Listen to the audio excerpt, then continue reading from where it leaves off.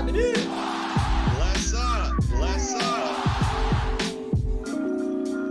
Turn the fucking jets on.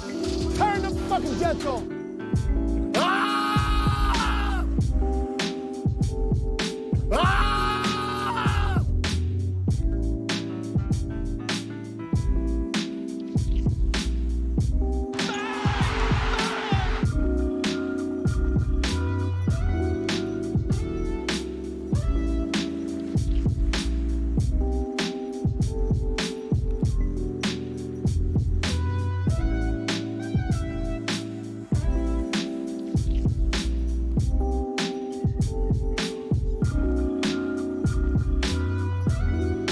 When it comes to giving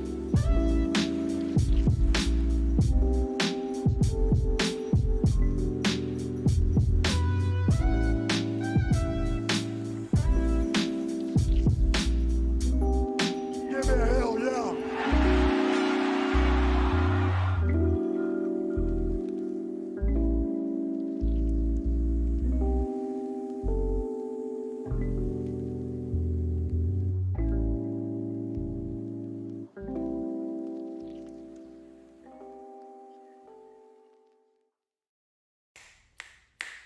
Deuce and Mo, Deuce and Mo, Deuce and Mo. They tell you what they know. Deuce and Mo, Deuce and Mo, Deuce and Mo. The podcast that you know. Deuce and Mo. Deuce and Mo, Deuce and Mo, Deuce and Mo.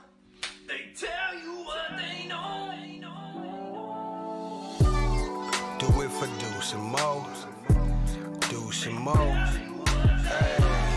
Do it for Deuce and Mo. When it comes to the Kings, it's my favorite show. Do it for Deuce and Mo. Deuce and Mo. Hey.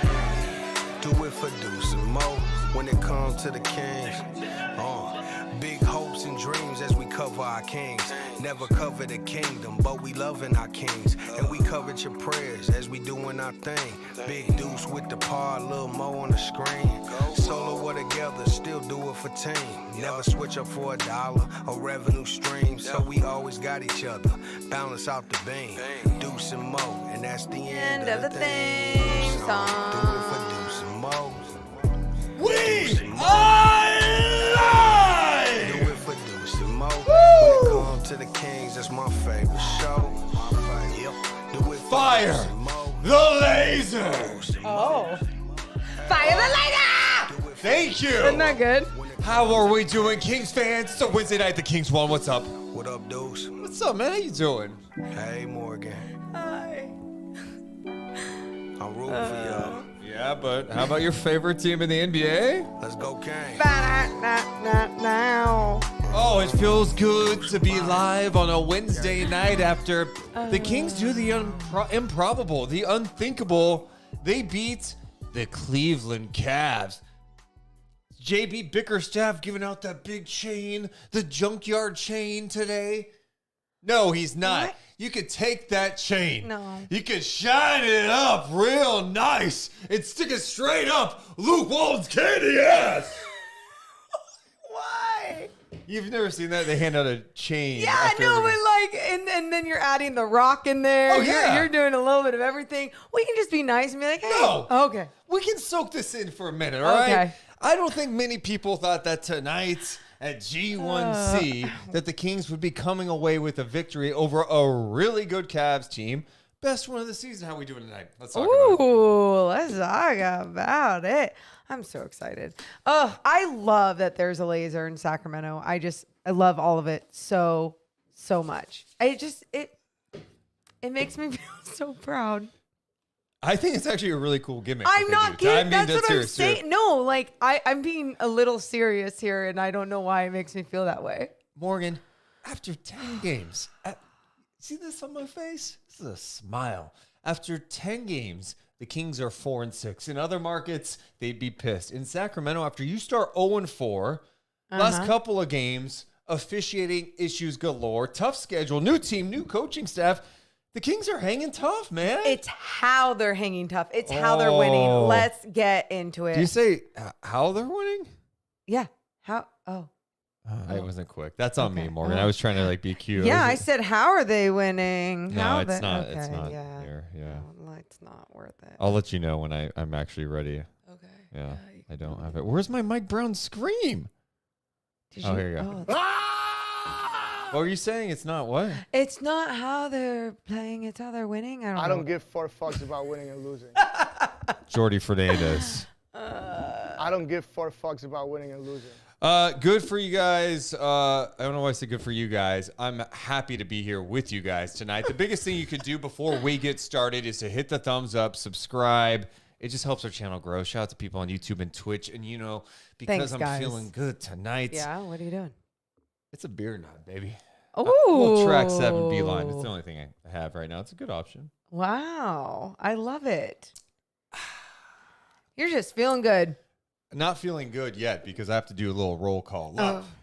Roll call love. and Shout out to then- people watching us right now. I'm just going by what's in front of me. Shout out to my guy Timothy, Emilio, and Danny, and Jaden, and King Gibby. We got Jesse James. We got Mitch Gerardo. King Gibby, I mentioned him. Paulius Joe. Joel for Jesus. Pika's in the house. Hanging out with Jake and one tried Aldred. Max. Kendo and Marcus. Donald James. Key Chan. Kevin. Hamid Solomon, I messed that up. We got Brett. We got Ian. It is going crazy with Jared and just Bob and not KJ, JK, JC, Revolutionary TV, and our Twitch people. We got Reindeer. We got my man, one of the OGs, Dr. Nesto in the house Hell with yeah. Niley, Key-Chan over, under, and Brendan. Michael, you're here, and Niley, you say LFG. That means let's effing go. Let's get it started. Turn the fucking Jets on. right. Turn the fucking Jets on. Settle down, coach. Deuce and Mo coming down in 3, 2, 1. Hit my music. Deuce and Mo. Deuce and Mo. Deuce and Mo. They tell you what they know.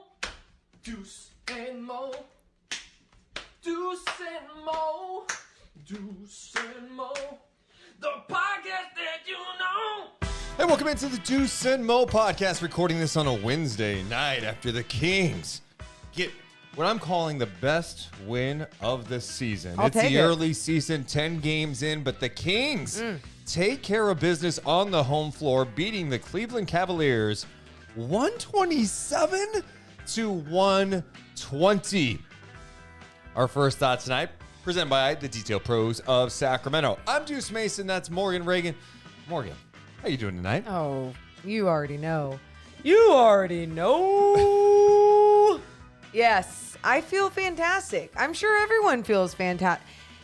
It is not only so fun, like watching really sexy basketball being played, but then because we all know how basketball works and how the NBA works, game of runs, never know what's going to be thrown at you. But in Kingsland, usually when something is thrown at you, there's no coming back. But not with this team. You're just seeing so much growth game by game. Adversity hits. Donovan Mitchell doesn't miss a damn shot. And Kings don't care. They fought. They battled all the way through. Just a fantastic win for the Kings. Truly, truly. And it feels so good to talk about it like this. I love it. I know. And let me Bob Ross you for a second, if you don't mind. What does that mean? Paint you a picture. Oh, Let's God. just talk about how the season has gone, Morgan. Okay. The last 3 games, the officiating's been terrible. I failed even to mention the Orlando game, where there's 5 missed calls in the final 2 minutes. Wow. Including that Malik Monk play where he got fouled in the corner. You talk about the Miami game. You talk about the Warriors. You talk about a tough schedule, a new team, a new coaching staff, an 0-4 start. Some guys not playing well. 2 of your starters from the start of last year, Richaun Holmes and Harrison Barnes, have been up and down. Holmes hasn't played the last 2 games and 5 minutes before that. And then what happens? The Kings find ways. They get punched, and before, you'd give them a little flick in the ear and they'd fall down and pass out. Facts. Today, they're taking punches. They're taking the Donovan Mitchell, just What like, is bah! No one. Donovan Mitchell didn't miss a shot in the third quarter. The Cavs missed 2 shots in the third quarter. Mitchell was 7 of 7, 17 points. It didn't matter because the Kings punched back. Everyone contributed tonight. If I would have told you before the game. Oh, here he goes. My favorite. Morgan loves. This is what he does. If I would have told you before the game. Such a great bit. Please. That Donovan Mitchell would have 38 points, including 17 of those in a perfect third quarter, and De'Aaron Fox would finish with 15 points against a Cavs team that was coming into tonight on fire, but besides losing to the Clippers, but they had a really good season. What would you say? I'd be like, oh, man, the Kings got the loss. They got the You loss. can ask me again? No, it's fine. Okay. You would have said the Kings Yeah. lost and lost big. Only because, and mostly because of what De'Aaron Fox has been doing in that column, right? He's been scoring the shit out of the ball. And if you were to tell me that before the game, I'd be like, shucks, that's a loss. But it wasn't. No, and Fox played really well tonight. 6 of 14. The shooting wasn't great, but I thought he was fantastic. Some great late game decisions. He had 8 assists, no turnovers. What's your big takeaway when you take a step back? Is there a player, a play, a moment, something that jumps out to you specifically about this game for the Sacramento Kings? 2 players. 2 players. And let's get to the second one first. But I'm just going to say Malik Monk coming off the bench, and we'll talk about him. But first, I want to get to Harrison Barnes. HB. Because we've obviously been criticizing his game the last couple of games, and he's deserved it. He's been shooting awful beyond the arc, like not making even an open 3, and just wasn't filling up the other stats, right? Tonight, leading rebounder for the Sacramento Kings, 9 boards against a team in the Cavs who really good rebounding team. He battled down there. He was a big body, a big presence right away. I think he had some key rebounds that made a difference. But not only that, he was hitting his shots. You saw he ended up with 20 points, 3 assists. He was 2 for 4 from beyond the arc. And Deuce, that's the type of game, of course, we would love to see Harrison Barnes have almost any night. But on a night that De'Aaron Fox doesn't add to the points column, it's great to see Harrison Barnes step up. He did it on 8 shots. I think for me, it's Harrison Barnes too, the way he started the game. Yeah. Because tonight was going to be a challenge rebounding the basketball with this Cavs team that's so big. In fact, you look at the final rebounding numbers, putrid. 42-24 Cleveland. But Harrison Barnes came out early and he was attacking the glass. Morgan mentioned the points, the assists. He had 9 rebounds, a season high. He also had a couple of steals tonight. I felt like he did a great job trying to go after rebounds, knocking down his shot. You know, he came into tonight shooting 16% from 3, which it's so bizarre to me because of how good of a shooter he has been over the years. Yeah. He knocked it down tonight. He felt like he got into a good rhythm, so that was awesome to see. And I even felt late, man. There was a play where it's a close game down the stretch in the fourth quarter, and Harrison Barnes has Darius Garland to try to contain. He forced Darius Garland into a tough look. Darius Garland's an all-star. I don't know if he was banged up. I know some people in our Discord were like, hey, he looked a little gimpy out there tonight. I don't care because Harrison Barnes has been struggling to defend at times. And to have him try to defend Darius Garland in a key moment was big. There were times that it was the Kings defense that was actually forcing turnovers. They weren't unforced turnovers by the Cavs. It was the presence of the defense, the intensity. Everyone was locked in. And there were times, of course, that there were line drives to the basket, especially in that second quarter when that second unit came in. And that was really frustrating to see. Or when Sabonis especially came out in that second quarter. But then you go into the third, and obviously Donovan Mitchell was just a bad man. Had some line drives on everybody on the Sacramento squad. Some hezzies. Yeah. The way he could slow down, dude, in and out. He's fantastic. But my whole point to this, though, as a team, everyone looked super locked in, play by play. Harrison Barnes, especially tonight on the defensive end, was just like that bigger presence that they needed against a bigger team like the Cavs. The other guy you mentioned was Malik Monk. And this guy has been such a key pickup for Sacramento. Yep. Seemed like he kind of got off to a slow start here. Wasn't knocking down his shot. His playmaking has been so significant for this team. Underrated. And tonight, he ends up finishing with 14 points. He had 5 assists in the game for Sacramento and just 1 turnover. Let me just make sure I had that. 4-9 shooting, 3 of 5 from 3. He had that big assist late, 1 to Sabonis. He hung in the air for an hour, got to Sabonis. He had the other one to Kevin Huerter, who knocked down a big 3. Monk has brought it. And then it's also, for a guy that has a reputation of not being a good defensive player, and I'm not trying to, gas him up here like he is an all-defensive guy, he's competing. And this goes to the bigger picture of what Mike Brown and his coaching staff is doing. I love Mike Brown. And I know you said this a while ago, but I love his trust in guys. I love how he challenges guys. He even says tonight, you know what? I've made some mistakes in the first 10 games. I was probably trying some things. I wasn't sure of some things. Yeah. But one thing that Harrison Barnes mentioned after the game that stuck out to me, he was asked about the physicality. Okay. And dealing with the physicality.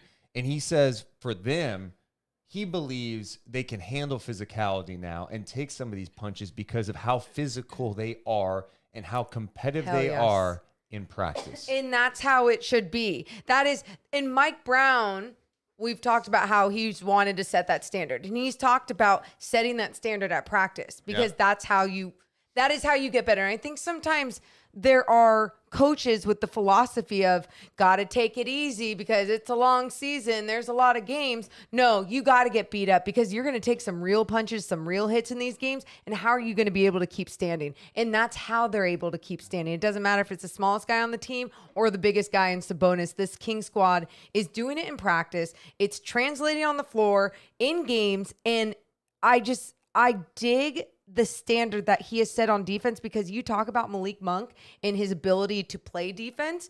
The reason why it's looking better is because not only does he play with 110% effort night in and night out on that end of the floor, but other guys are able to do their job as well, which means that trust is there and guys are going to look a little bit better when the team defense is looking better. We talk about Malik, what he's done on the floor. I also just think his personality, his connection with Fox, I think is important, but he brings some joy to the game. He does. He brings some swag He's to the having floor. fun. He's out there setting guys up, having fun. Yes. Because basketball in its purest form is fun. And I'm buzzing right now because I'm looking over at YouTube. I'm looking over at Twitch, and I'm seeing the largest crowd we have had this season.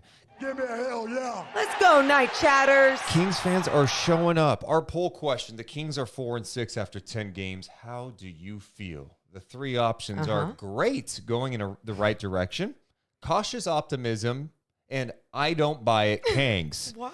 68% of people who have voted thus far. Okay. Remember, it could change at any time here. Hi, I'm John King.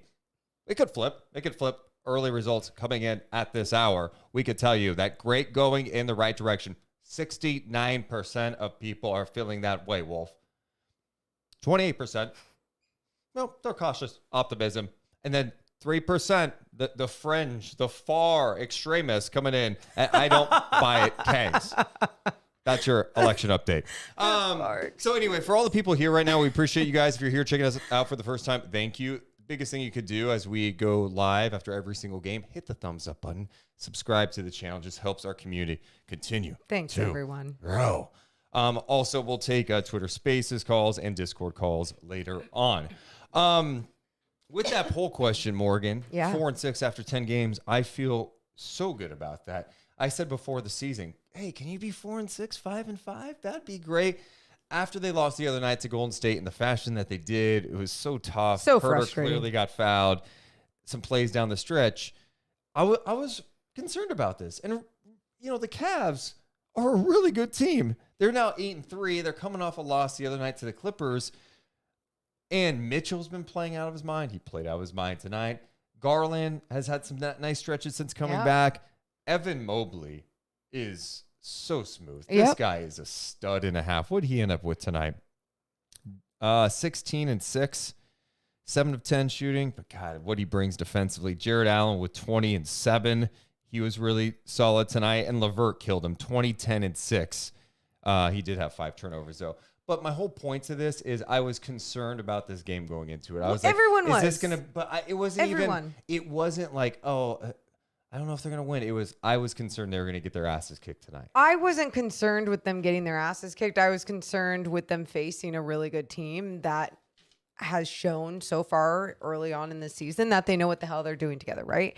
Donovan Mitchell has just been absolutely brilliant to start this season. Just what a pickup for the Cavs. A Cavs team that was already finding their rhythm, their growth, their development last year. So good for them, and that's exciting and everything. But shit, I love when the Kings are actually beating a good team like this, because after going into that Orlando game and it coming down to that last shot and having to be a game winner by De'Aaron Fox, a very long 3, I didn't want it to end that way.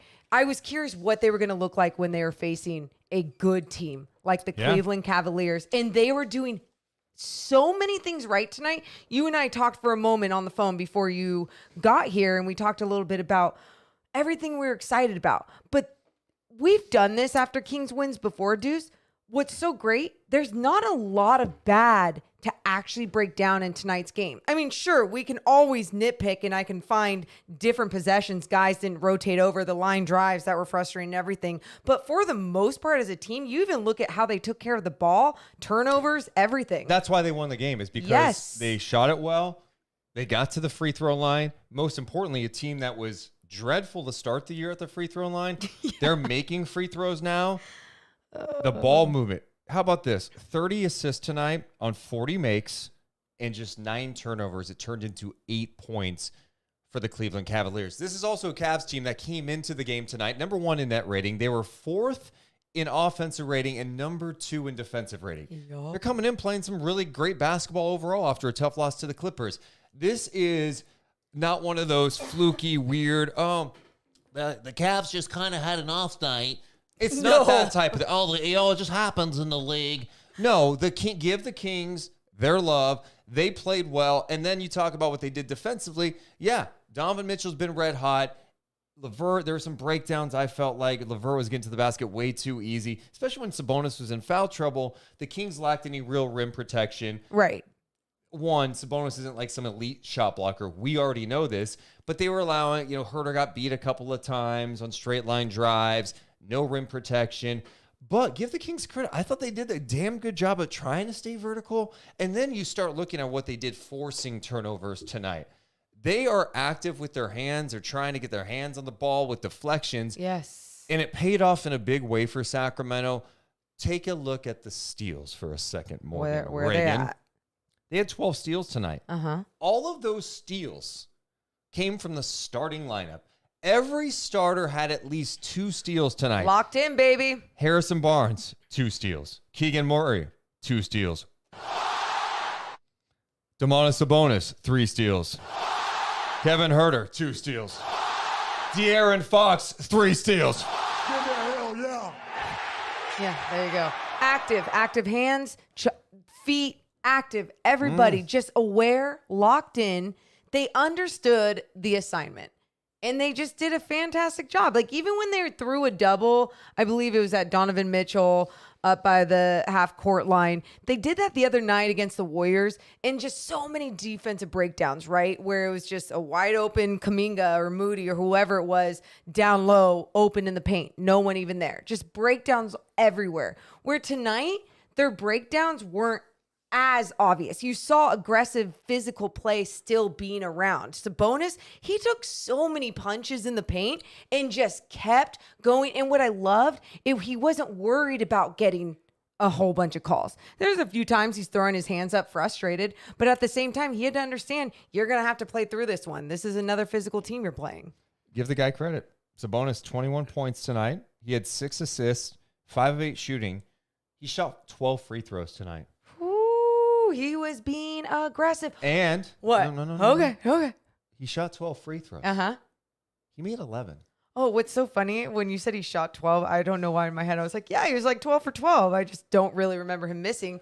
And there you go. It's because he missed one. I do want to go back to someone in the chat that popped up. I think it was Stuart. We have so many people chatting right now because there's like a ton of people here. Thank you. Appreciate it. Get the 500 thumbs up, please. Let's go. I think it was Stewart mentioning that Keegan Murray poked the ball away from Donovan Mitchell tonight. And that's another guy we should talk about, because we talk about Barnes, who has been really in a major funk this year. Yeah.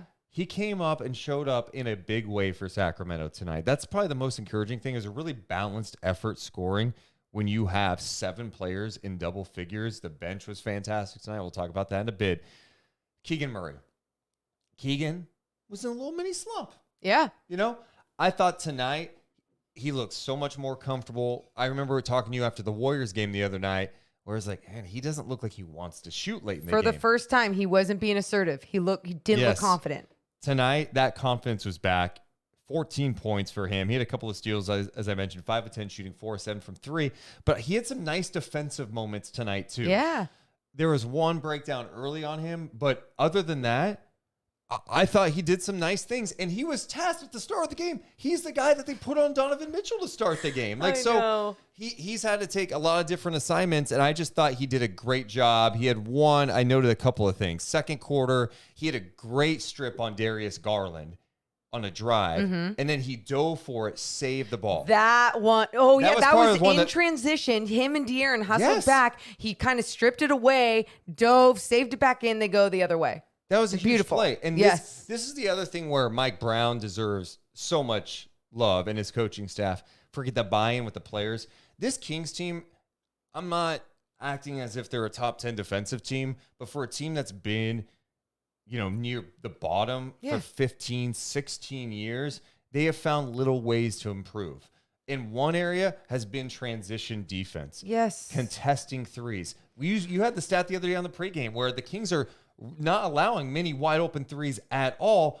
Most of the 3-point attempts are contested. Teams have been knocking them down. My whole point is Keegan Fox getting back, that strip, that save. That was awesome. Talking about that defense, though, because it's like, why has it been this bad for so many years?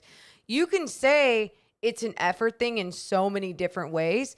You guys, it's never been coached in Sacramento the right way. It's never been something that a coaching staff has set a standard and has held guys accountable. Guys are being held accountable. Guys are wanting to make that extra play, to dive on the floor, to get back. They want to do every single thing they can for each other. And you're seeing that connection with one another. And that's why even with Keegan Murray tonight, you're going to see that from a guy like a rookie with that type of mentality. He's going to be that guy. And it's just exciting. Once again, not only are you seeing that from him, but you saw Malik Monk get back, volleyball block.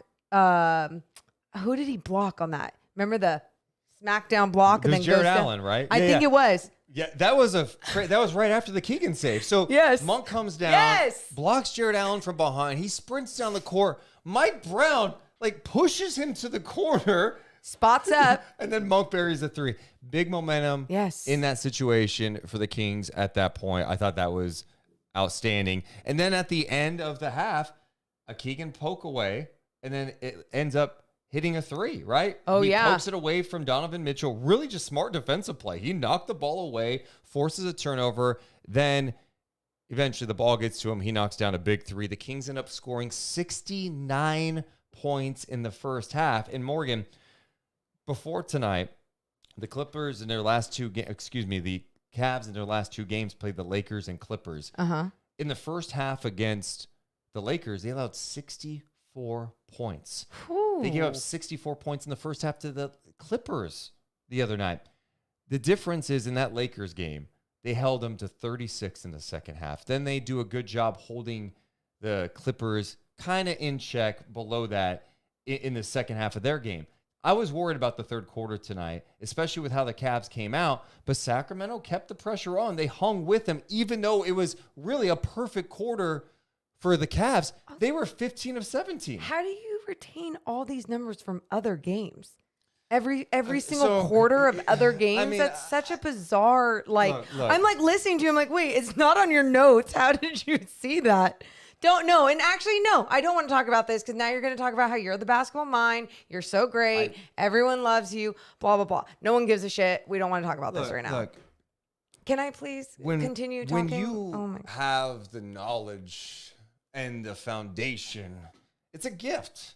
It's a gift. I wasn't trying to compliment him. Anyway, I was worried about the third quarter. Okay, yes. And going back to that third quarter, everything that we saw was scary. Adversity hitting, but you saw the Kings still fighting, battling. And then it got a little bit scarier there at the end of the third quarter. Listen to this. When everything was not going right, but then De'Aaron Fox has the ball. 4 seconds left. He's going down in transition. Oh my God, what does he do? Why is he pulling out? He sees Trey Lyles just trailing into his spot along for three. Boom, buries the transition three. Trey Lyles not only being there, but De'Aaron Fox making that decision, and not just going downhill, trying to get the foul, finish up at the horn. No, he hits the open guy. He looked at the clock, saw 2.5. Yes. And I have enough time. I got a trailer. Let me dish out to Lyles, who had a good we haven't talked about Trey Lyles I know, yet. but Can we give Trey Lyles some love? Yes, just a smart play by De'Aaron Fox. And now going to Trey Lyles because we're talking about that hit three to finish the third quarter, which helped with the momentum going to the fourth. He hit some big shots tonight. Trey Lyles had 16 points. My God. Trey Lyles has been a nice spark off the bench for the Kings. And Mike Brown talked about him after the game. And he was talking about how before the season, or at some point, he was having a conversation with Trey and saying, you know, when I was at the Warriors, the scouting report on you was you were going to get the ball from three. You were going to pump, fake, and drive. He said, let that MFer fly. Mike, and he even said post-game that he believes that Trey Lyles can be an elite shooter in the NBA. Wow. Brown, that type of belief in a guy, and you don't just say that to say that, right?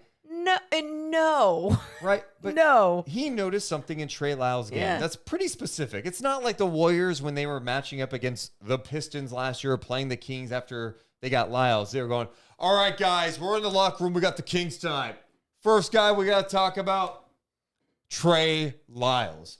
The point about what I'm trying to make here is Mike Brown not only remembering that about his game, pointing it out, but also instilling some confidence in the guy to be like, go out there and shoot. You can shoot it, so shoot it. He empowers his players. He empowers his players to do the right thing. Why do you think there was that moment that Chimezie Metu had that open three and instead of shooting it, he traveled because he was so open he didn't know what to do with it? I think he heard me on the pod say, don't shoot as many. I know, but you saw where he usually lets that fly. And you know what Mike Brown probably said to him and the coaching staff has said to him? Discipline, bud. Like, take the best shot. And that was a great shot he could have had. And it was going to be a great shot. And he thought about it a little bit too long, and that's okay because he had some other bright moments, especially the way that he was throwing it down, going down the paint, De'Aaron Fox finding him, and somehow he caught it and threw it down on an alley-oop. And he's had some really good moments since he's been more disciplined with his game. Stop it. Let's rewind for a second. Oh, Trey Lyles? just glossed over the whole alley-oop. Oh. That Fox pass was so low. When Fox threw it, I'm like, that's not getting to Metu. Yeah. It's a turnover. I was already mad at the play. He turned the ball over.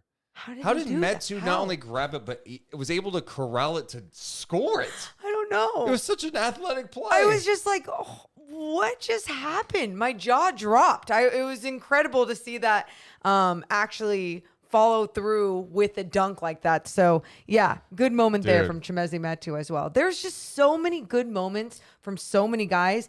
And when you look at the bench and you think about Richaun Holmes not even playing in this one, it's obviously for him, a competitor. It's sad. Like you want to see him excel and do good things, but it's really good to see that the Kings could play a bigger team, a rebounding team, and win without putting him in the rotation. Yeah. The Richaun stuff is interesting because it's been 10 games. He hasn't played the last 2. Before that, he played 5 minutes. And I know what you're about to say, Morgan. How do you remember all those numbers? I wasn't going to say. Can I just mention this real fast? Yeah. You know, I think when the Kings play well, I retain more. Really? Oh, yeah. I've noticed that about you because you'll be because like, I'm in a good mood. I'm clear-headed. Endorphins and like it's just like, yeah, Morgan, it clicks. listen to me tonight. I'm all fired up. People are gonna listen back to this. Go, God, this guy sounds like a homer. Yeah, but you'll never forget this night. Yeah. Yeah, you know what? Who else didn't play tonight? Who? Terrence Davis. Yeah. So Terrence Davis didn't play. Richaun Holmes didn't play. Those were kind of the key ones there. Brown did say again before the game he's trying to get a more consistent rotation out, try to figure some things out. Here's the biggest thing that I hope Richaun could take away. And it's you don't know when your time's going to come. But if you could stay engaged, you could practice well. Yep. You may get another shot. I bring this example up because after watching Metu in the preseason and Perfect sometimes example. early in the season, I went, I don't know if he's going to play anymore this year. Like, I don't know. This guy looks like he's an end of bench guy. Yeah. He got some spot minutes in the end of a game, and he played well. It was that first matchup with the Warriors. He earned some minutes, right? So, and now all of a sudden, Chimezie Metu plays 13 minutes tonight. It's because he's playing good basketball. He's coming in. He's making the right decisions. Exactly. Trey Lyles had some DNPs. Yep. Malik Monk has had 4 games where he's played 16 or fewer minutes. Yeah. And good job. Oh. My point to this whole thing is I'm not out on Richaun Holmes because I think he's a great guy, great teammate. And I don't buy the fact that he can't be a good defensive player in pick and roll coverage because I've seen him do it before. Can I just say, too, this is what good teams get to do. They get to go down into their bench, into their depth, and pick and choose on different nights who's good with what matchups or what type of energy they need or what's working. That's what good teams get to do. The Sacramento Kings, year after year after year, have always had to be like, all right, let's get that whole second unit in. There's never staggering of the rotation. There's never, you never doubted that the regulars were going to play. I dig this type of coaching philosophy. I dig that Harrison Barnes doesn't know if he's going to play like shit, if he's even going to play or not. You saw he that played the 22 other minutes. night. And how about this? Harrison Barnes plays 22 minutes last game, comes out of the game around the 7:15 mark of the third quarter against Golden State, does not come back in the game. Tonight, he comes out strong, hits some shots, rebounds, plays some good defense. He ends up playing 35 minutes for Mike Brown tonight, plus 10, by the way. And Coach also talked about him after the game and, was basically praising him and saying, hey, I've thrown so many random minutes at this guy and he's finding a way to make it work. That's tough on so many players, especially when you're just used to playing basketball and being in there for a steady amount of time and getting your rhythm and getting your flow. This is a new system, a new philosophy being thrown at all these guys. And Harrison Barnes is trying to figure it out just like everyone else. I love that he's starting to find his flow in different games. Speaking of Harrison Barnes, he was on the post game on NBC Sports California with Kyle Draper and Matt Barnes tonight. Talked about staying resilient. Real quick before I let you go, put into words what this win means to you and this team after a really good road trip, I think. It just means we're resilient. Sometimes you're going to get knocked down. Sometimes you're not going to have some games go your way. But for us to battle back, I think, like I said, against a really good team, it shows what we're about. All right, Harrison, congrats, man. We'll see you in Los Angeles on Friday night. Yeah, Kings take on the Lakers Friday night. It's a Lakers team that lost again. The Lakers, I believe, are 2-9 now. Ooh, and LeBron did leave the game with some sort of injury, so we'll see what that ends up looking like, how big of a deal it is. What an awful time in LA. Yeah. It must really suck. Okay. I'm kidding. So you talk about the resiliency. They handled the third quarter, which was not a good third quarter. One of my favorite plays I noted in the third as I look at my notes here. Yeah. Fox fighting Sabonis moving off ball a little bit. Nice cut, beautiful score. Gave the Kings their biggest lead. It was 73-58 after that play. And then you have a situation where Mitchell just caught absolute fire. And, watching Donovan, some of the break, he hit some threes, but there was some really good defense. There's also, I'm Donovan Mitchell. I'm in an unbelievable rhythm right now, and I'm getting guys on hezzies. I'm attacking. He looked nuclear. He looked like Steph Curry last game. Yeah, it was scary.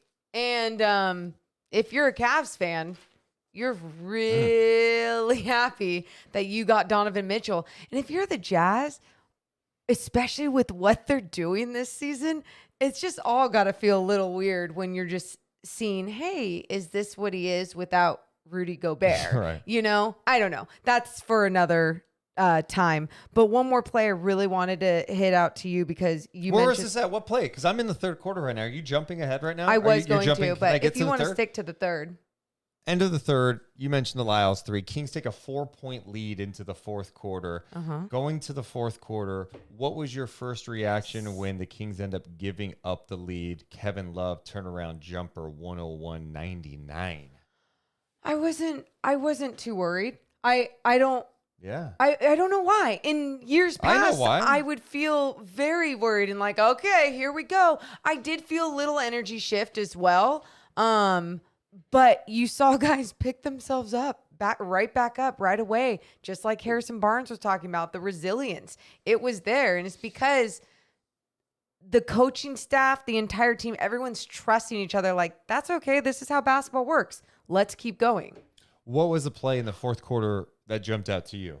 It was tied at 108, and Malik Monk ended up hitting a big three, but it was the great ball movement. It was, I forget if it was off of an offensive rebound, but it went all around the horn. And I think that was Monk missed a 3, second chance, and then they swung it around the horn. Kevin Huerter had a look. Yes. He passed it to the corner. That was Monk it. buries the 3. That was it. Yes. So it was the offensive rebound. Monk, his first shot that he took, not a good shot. And he even said on the way back down, my bad on that first one. My bad on the first one. It's like, it doesn't matter. You made up for it. You just made that second shot that you needed to make. But Kevin Huerter making that extra pass to not just take a good shot and get the best shot. I just loved it. I feel like I'm kind of like Sean McVay with some of this stuff. You're not. Stop. Why are you talking about yourself like this? That's someone mentioned Deuce. No, I don't see anyone. Oh, I think I know. Let me scroll up. I do think someone in the chat said, man, Deuce, you're kind of like Sean McVay, how he remembers so many plays from over the years, and look at you remember a specific play that quickly when Morgan just was like, hey, Monk hit a 3. And you're like, that's... Wow, he wrote that whole thing. Yeah, it was a very long message that came through. Yeah. I saw it. Did you see it? Yeah, no, I missed that one. We're getting a lot of messages right now because we have so many people watching us live. Stupid. We appreciate you guys being here today. Rory says, I stood up and started hooting and hollering as soon as Huerter made the extra pass. Yes. Yes, dude. I'm with you. It was just, that was fun. Who says hooting and hollering, though? I like it. I was hooting and hollering. Hooting and hollering. Yeah. Another play that had me jump off the couch was when De'Aaron Fox just went downhill. Morgan. What? You jumped off the couch. Did you legit? I did at one point jump on the couch, but I don't. No, I want to see. Pretend like you're sitting on the This couch. is a rolly chair. No, pretend like you're sitting on the couch. And Well, the couch is lower, so it's like a low seat. And it's like, like that. You did not. Like, You did that tonight. That's yeah. I swear. Why would I lie about that? I even text my family just saying, I jumped off my couch for that one, and now I forget what. At the game when I'm in the chair, I do a lot of this. I kind of push myself up on the. So then why is it so weird that I like? Because I'm usually the emotional one. You aren't that type of person. When the Kings want to play sexy ass basketball like this, it gets me. Like, it gets me. It gets me. I don't know why I said it so aggressively. Let's get to some comments. Kevin says Deuce is an encyclopedia. Edward says basketball mind. Okay, you guys, like, we already did the compliment thing for him. King Louis says once Deuce caught fire, there's no stopping him. Okay. So dramatic. Steven says Deuce is the GOAT. What? Why he doesn't usually say that about you? Yeah, so I appreciate everyone.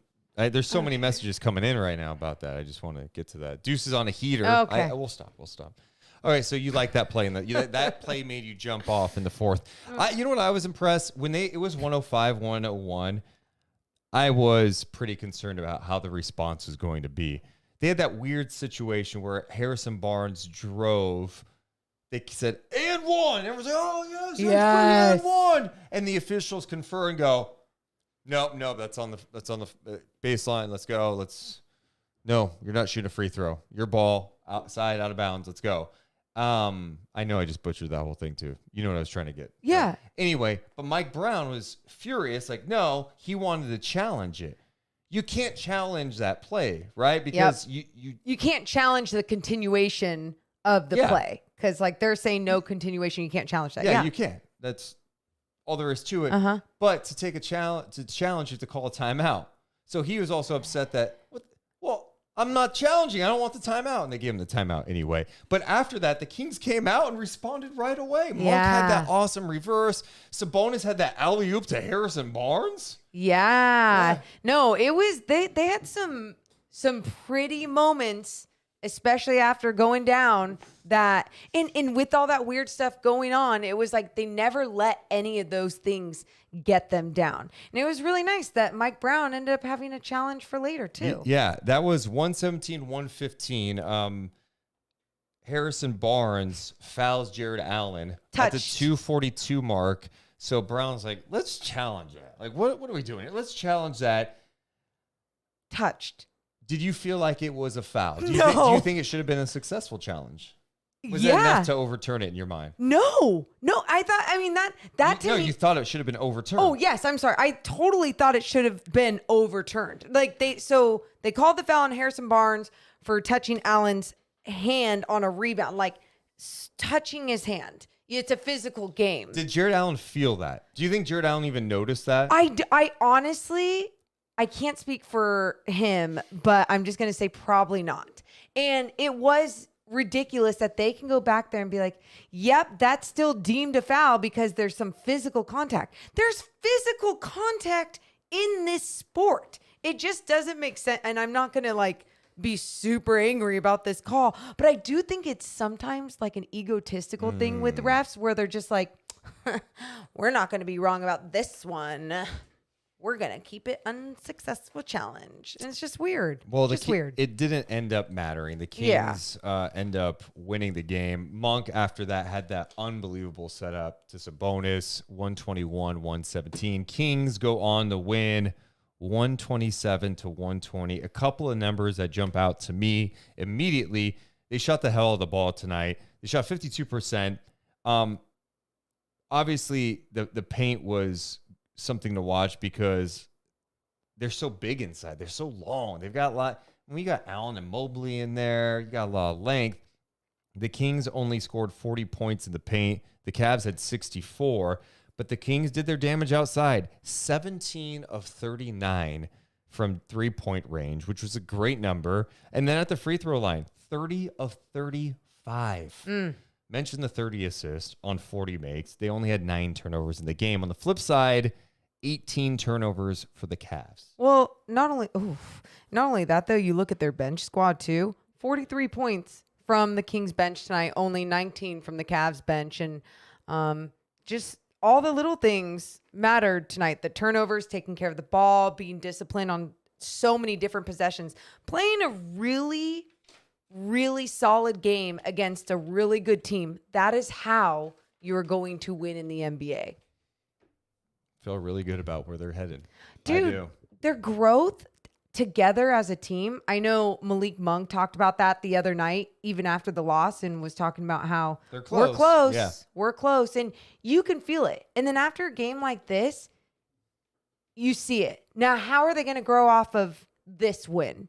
How are they going to play after this win? So old Kings teams, they lose by 30 to the Lakers on Friday, right? Facts. Right? Like that's huge home win. You're feeling good. Oh, they beat the Cavs. I mean, Lakers, you start playing the game of, they play like this. They could beat this team. And all of a sudden, like LeBron doesn't play and Austin Reeves drops 27. Westbrook quadruple double somehow. Yeah. Yeah, that's quadruple double. You can't have that. But no, I don't think that this team is like that. I think this team has shown this season through 10 games that they're going to compete pretty much every night. When you look at the season this year, it seems like every game they got a chance for a minute, right? Like Memphis ended up, separating down the stretch, but they were in that game against Memphis. Like the first Golden State game, that was the worst one of the 89 season. 89 points in the first half was awful.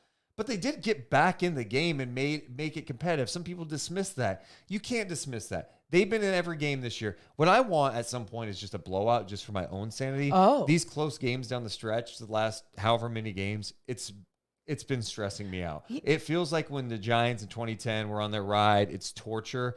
This is what I feel like at the end of Kings games. So obviously, working with NBC Sports, the studios are in San Francisco. So I remember even last year, you'd hear the Warriors fans, people that work there, and they're, blowout after blowout for the Warriors. They're just like, ugh, another blowout.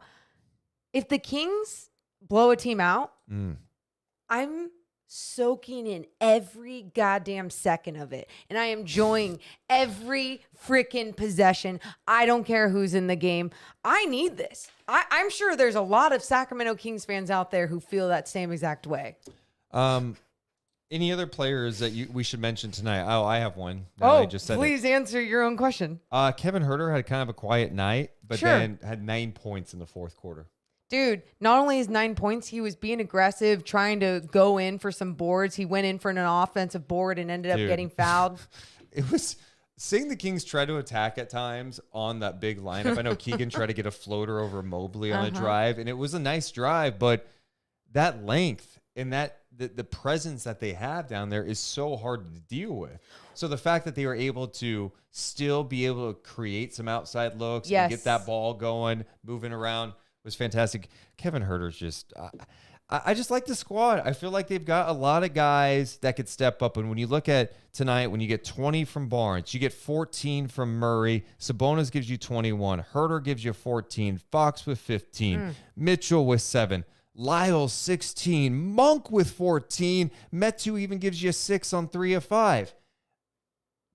Everyone contributed. It was a total balanced team effort tonight. Big win. I love these type of wins. Yep, and the coaching staff, because you mentioned to me early on that Mike Brown was trying to call an early ass challenge when Sabonis got that first foul. It wasn't a foul. Or I'm sorry, was it the second?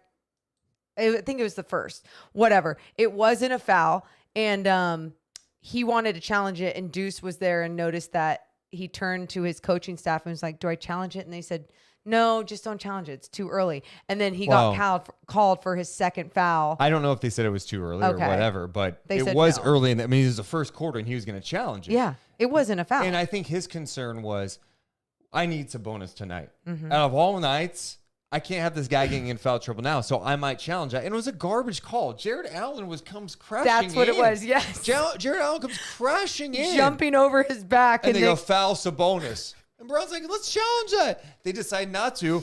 And then he picks up his second foul. And he turned to his bench, and I swear he was giving his coaches a little bit of shit. Like, see, I should challenge that first one because now he's got 2. I'm glad he made it through. He did a really good job of staying vertical with so many guys that were coming through the paint too, and staying on the floor in the game. We should mention that tonight is presented by our friends over at the Detail Pros of Sacramento. If you need your car detailed inside and out, make it look sexy like the Kings offense tonight. Oh, yeah. Then hit up my guy Nick over at the Detail Pros of Sacramento. I take my car there. Maureen's taking her car there. And I'm telling you, my car has not looked this good since I bought it. Yeah, facts. Nick is an artist, especially when it comes to car detailing. He loves what he does. He is elite at it. And right now in November, you guys can get a gift certificate for a detailing for 20% off. That's only for Deuce and Mo podcast listeners. So you can hit up Nick on his website. You can call his number. You can text him, and you can get these gift certificates. I just texted him today and said, hi, I'm going to need about 6 gift certificates because I'm going to buy a whole bunch and give them out for Christmas presents. And I'm going to be like the best Christmas present giver outer ever. So best make Christmas sure. present giver outer ever. Yes. Hello? Oh. Sorry. Santa's on line 1? Santa is on line 1, 2, Really? and Really? 3. What has he gotten you lately? Huh? Thank you. Boom. Bitch. Anyway, hit up Nick. You know, it's funny Morgan mentions that. The detailprosac.com is the phone number. You can also hit him up at 916-340-4317. That's 916-340-4317. The detailprosac.com. I'll talk about my Christmas list in a moment. We should also mention that we're presented tonight by New York Times best-selling author. She's the one and only T. R. Reagan. Yeah, my mom, she's a badass. She's a badass thriller author. And I mean, millions of people have read her her books, and you can too. You can go to Amazon.com, search T.R. Reagan. You can get all of her novels there. But her newest one that's coming out in December, Such a Beautiful Family. Creepy. So if you like really creepy, weird stuff, you should check out some T.R. Reagan books. Buckle up. They're based in Sacramento. It's insane. They're scary. Sleep they're with fun. one eye open. You'll enjoy them, though. Check them out. Appreciate everyone's support of the Deuce and Mo podcast. As some of you guys know, my grandma died about a week and a half ago. I don't need. Oh, I'm so sorry, Deuce. No. For those who don't, no, it's fine. It's fine. Rest in peace, It's been a Judy. roller coaster ride. We're good. So anyway, I've been going to her house, and we're cleaning stuff up around the house. What? I already know this story, so go on. Oh. So my grandma kept everything. And when I mean everything, there are receipts from like 1992 from when they had their car serviced. Level 2 hoarder. But she also took a lot of pictures, and there's so many family pictures we're going through. So anyway, I found this list, and it had my name on it, and it was my handwriting. And I noticed it was a Christmas list from when I was 14 years old. I'm going to read the Christmas list. Morgan brought up the list earlier, like Christmas, right? I asked for pants and shirts from American Eagle, Abercrombie, or Old Navy. Okay, cool. My final thing I asked for, apartment to share with my dad by Christmas. It's so heartbreaking. It hit me a little bit It's that so night. dark. Yeah. I mean, I joke around about it a lot because my dad was pretty much in prison my whole life. And at one point, I thought I was going to move in with him. And that was my Christmas list. At 13, you thought that. So Santa went, ho, ho, ho. Your dad goes to prison for 13 years. Ho, ho, ho. Which technically is probably something better that turned out for your life and how you ended up. So It did. yeah. But I saw that Christmas list and I'm like, oh my God, that is dark. When you sent that to me, you text that to me, I actually broke down crying. Yeah. It like broke my heart that like a 13-year-old felt that way. And then like Santa couldn't even make it happen. Screw him. Yeah, he's a piece of trash. not Wait, Santa. Not okay. Santa. Yeah, Santa. got it. The other guy that known as my dad, Ugh. but not a dad at all. This guy. Can I just say one thing? Can we keep it 100 right now? Just real fast. This is almost like a therapy session before we talk about Kings. Okay. So we're cleaning out this house. Uh-huh. All right. This guy, and he's not involved in this. There's a Ring camera at her house. His dead mom's house. Ring camera, 3:30 in the morning, it goes off. This dude is going underneath, trying to slightly take the battery out so he can try to break in the house. Scumbag. I hope he hears this too. You're a scumbag. As Deuce I would call you, but you have 800 different numbers. Ooh. Deuce and his You family are scumbag. grieving. Okay. And then having to deal with this emotional level. All right. That's enough. Mental health I just therapy needed- is good for everyone. Kings get the win tonight.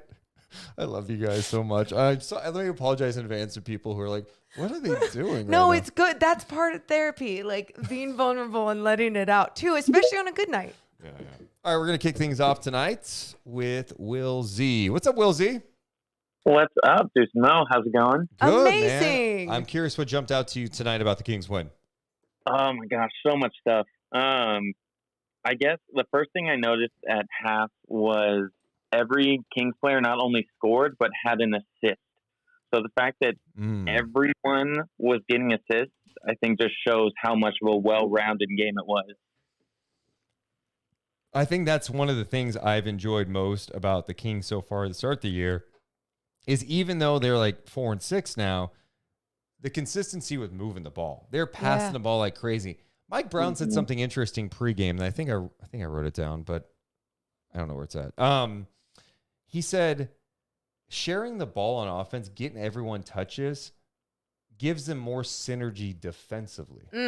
I love that. Because guys are engaged. They're feeling good. They're touching the rock. Think about this, you guys. It's like if you're touching the rock on the offensive end, you feel included. Because on the defensive end, otherwise you're running down and you just have to give, your full-on best physical effort that you can give on the end.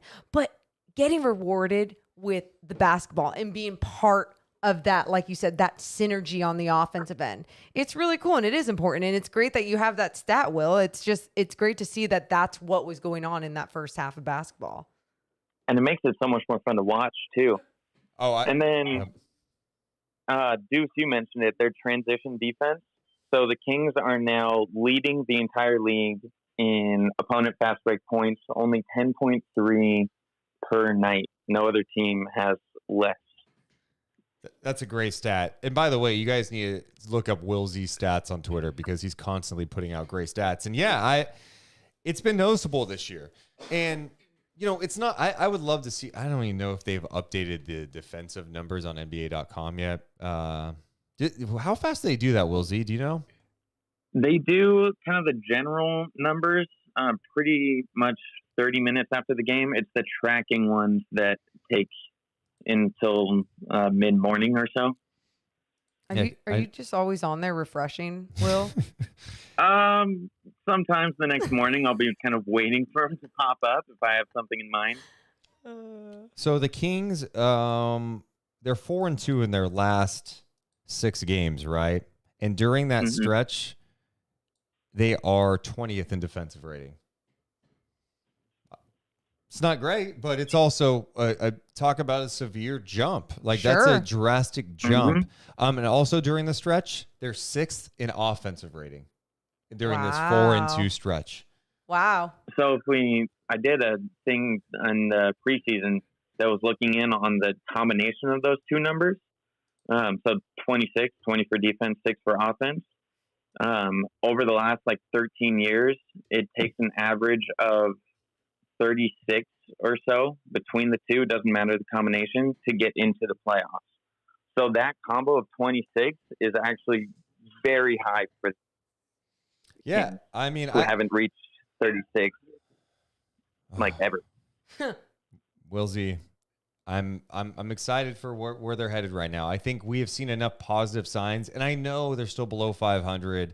And if they lose Friday night, we're gonna all be feeling down about it. Yeah, but I just think when you can, now that we have this 10-game sample size, you've noticed some things. There's still things that they haven't figured out, right? Like their rotation is not completely figured out. Rim protection is still an issue. Rebounding is an issue some nights. When they can't shoot, who's making sure they're scoring in the paint? It's usually De'Aaron, but who else? Who could be the other person? Yes. But I've noticed they pass well.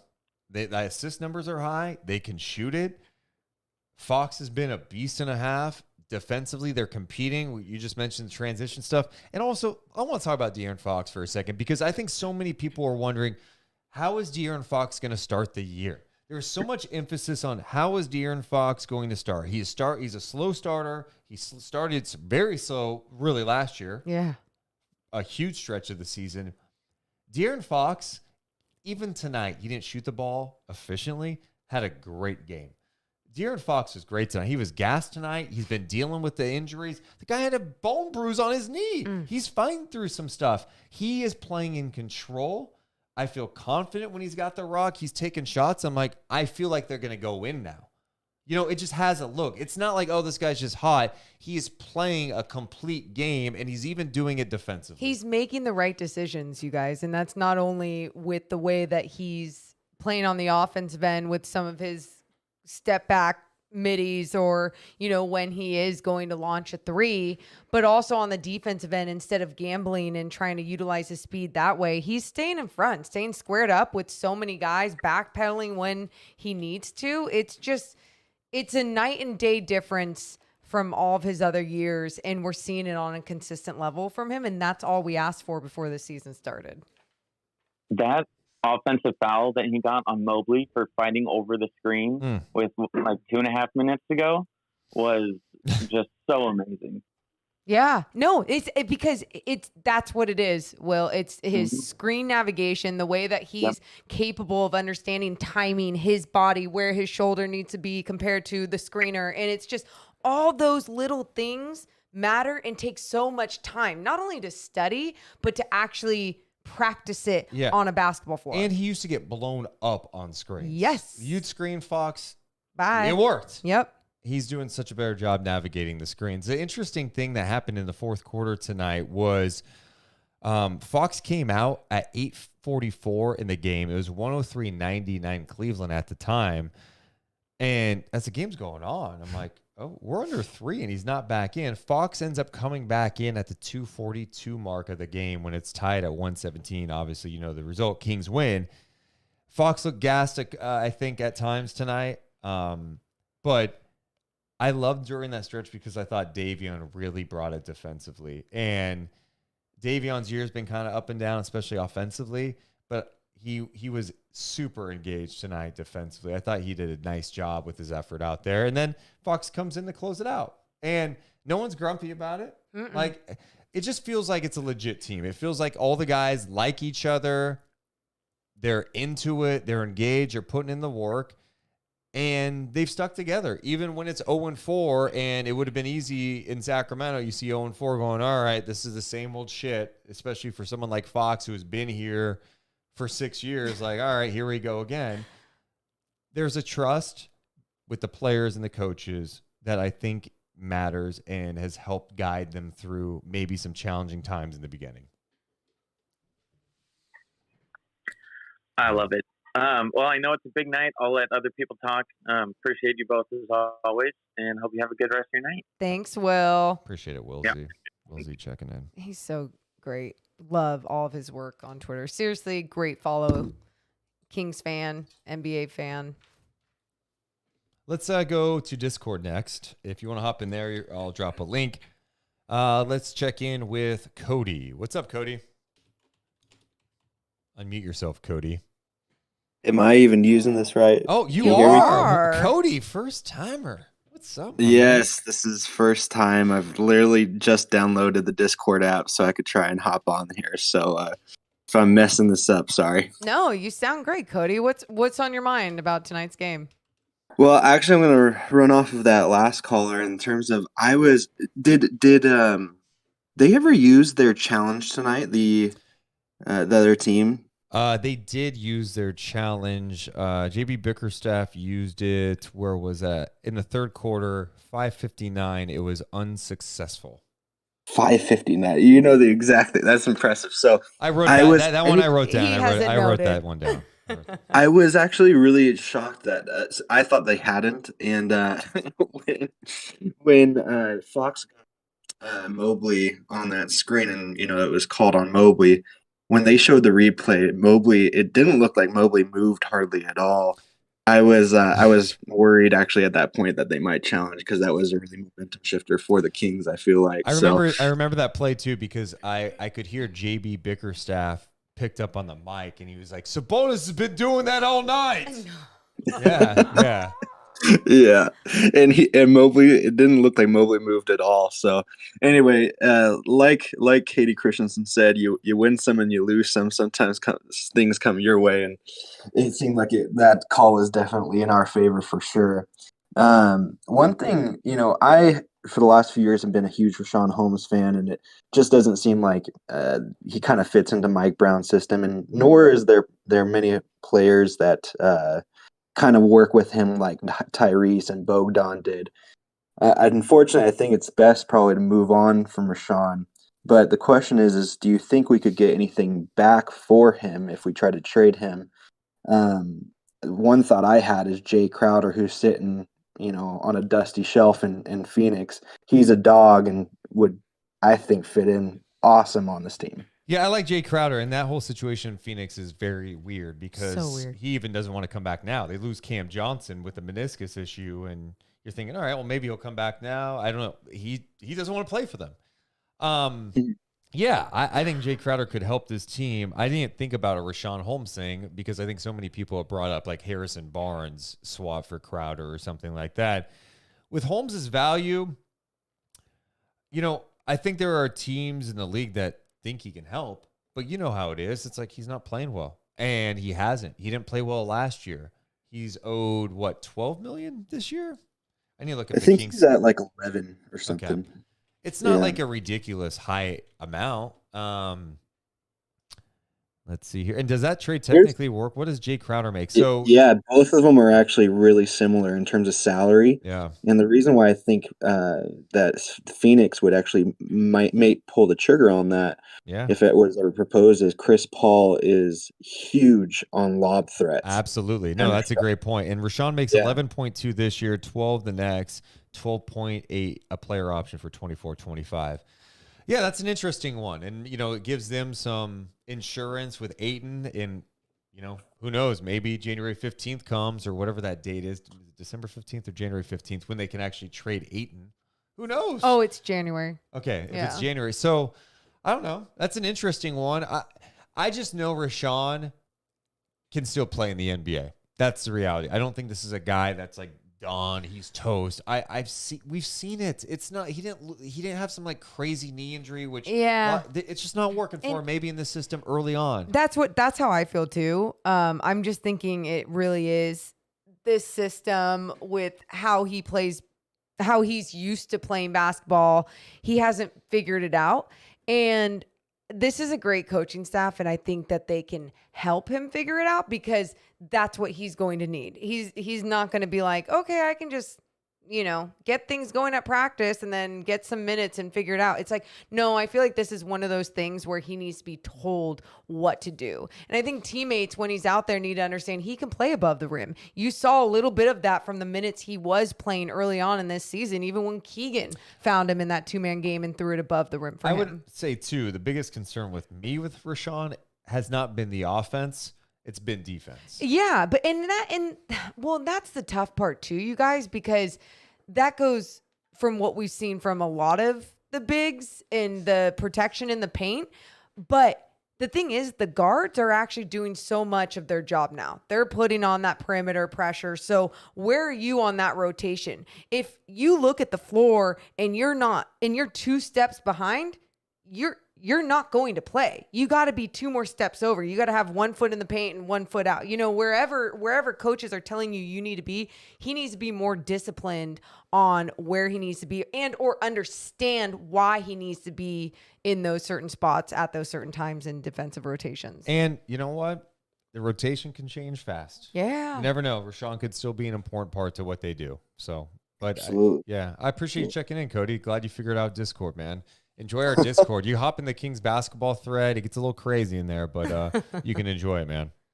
Seems like it. Appreciate your guys' time, and thanks for letting me go down the tangent road with supposed trades and whatnot. You're good, man. It was a great breakdown. Appreciate it.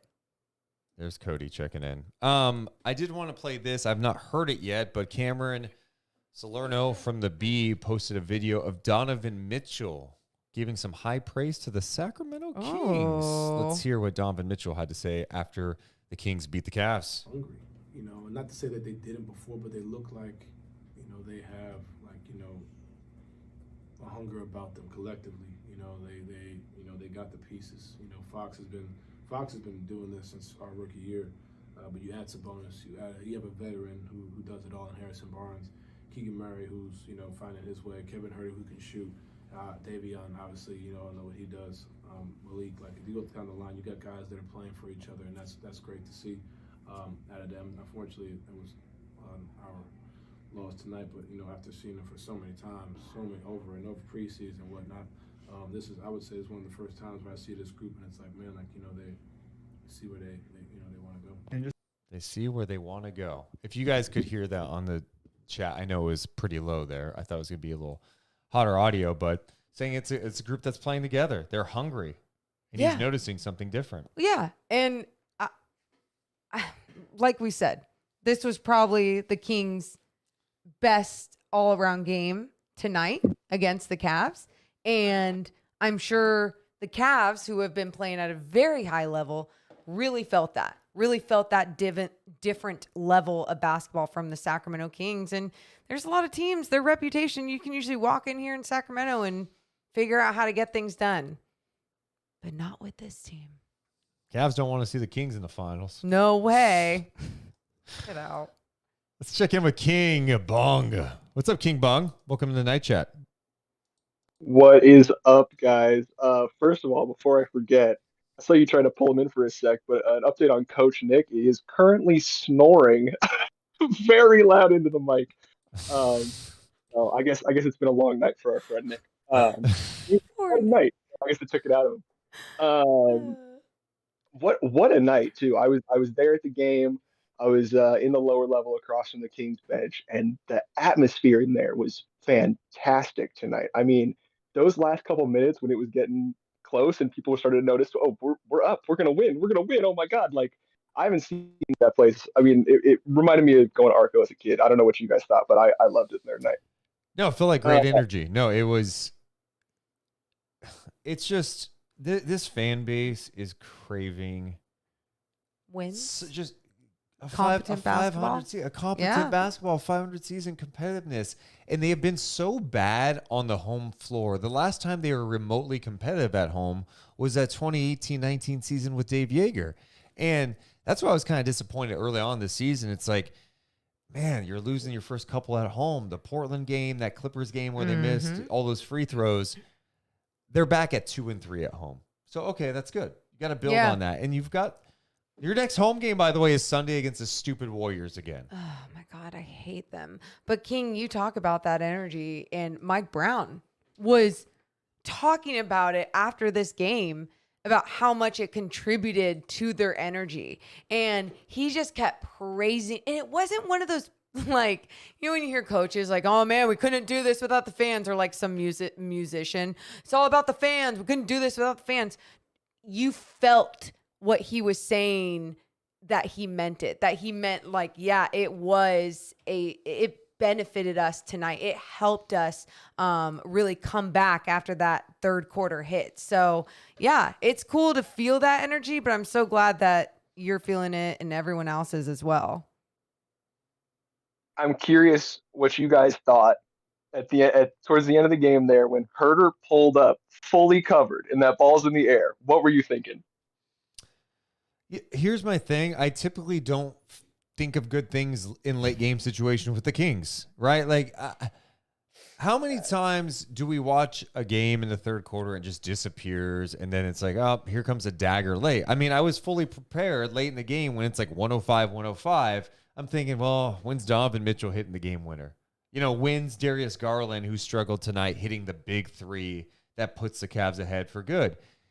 We feel like we've seen this movie so many times that we know the ending. We've got every scene memorized, right? Like, oh, they're in it. They're teasing us. Yeah. Third quarter. Oh, they're back in it. And then boom, dagger, you lose. I think I'm starting to adjust my thinking. Good it's early job. on where, no, it's not like a mindset thing. It's simply, no, I this get team that. is proving that they aren't the same old Kings. But that's what I'm saying. Even good job to you being willing and open to believing your eyes, seeing what you. That's the thing. Even with our poll and some of the people being like, "Don't believe it, same old Kings," or "I don't buy it," or whatever, which is at 5% right now. Hilarious. It's. What are you watching then? What are you watching? Because what we are seeing really is different. From years past, we've seen different rosters, and we're like, hey, on paper, this roster should be better this year. This season, it was, all right, not only is the roster better, but now we're seeing it with our eyes through the first 10 games. There's team basketball being played, competent, competitive, real NBA basketball being played by this King squad. The Kings are now coming off like a late 1980s wrestler. Oh. A babyface, right? Okay. Where they're taking on the opponent and there's some good moments and all of a sudden they look dead. Hell, maybe like a John Cena in his prime if you want to go more modern. We're like, oh no, they're going to lose. But then they come back. They take the punches. They come back. They get some momentum. Oh no, you can't see me. Oh, or the Hogan leg drop. The boot to the face, the leg drop. Remember back in the day, Morgan, pre-Hogan, when we didn't know he was such a problematic scumbag. now. Yes. But when Hogan would get punched, and then he wouldn't feel it, wouldn't it? Watch, try. Okay. Pretend to punch me. Oh, This is pretend? what Hogan would do back Okay. in the day. Wait, Just put your hand like this. Okay, and punch me. okay.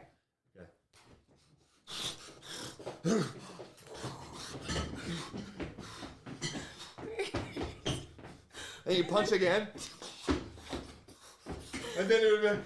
Oh, no, I don't like and bumps. then be leg I drop. got My it. point I is get that's what it is now. It's Hogan.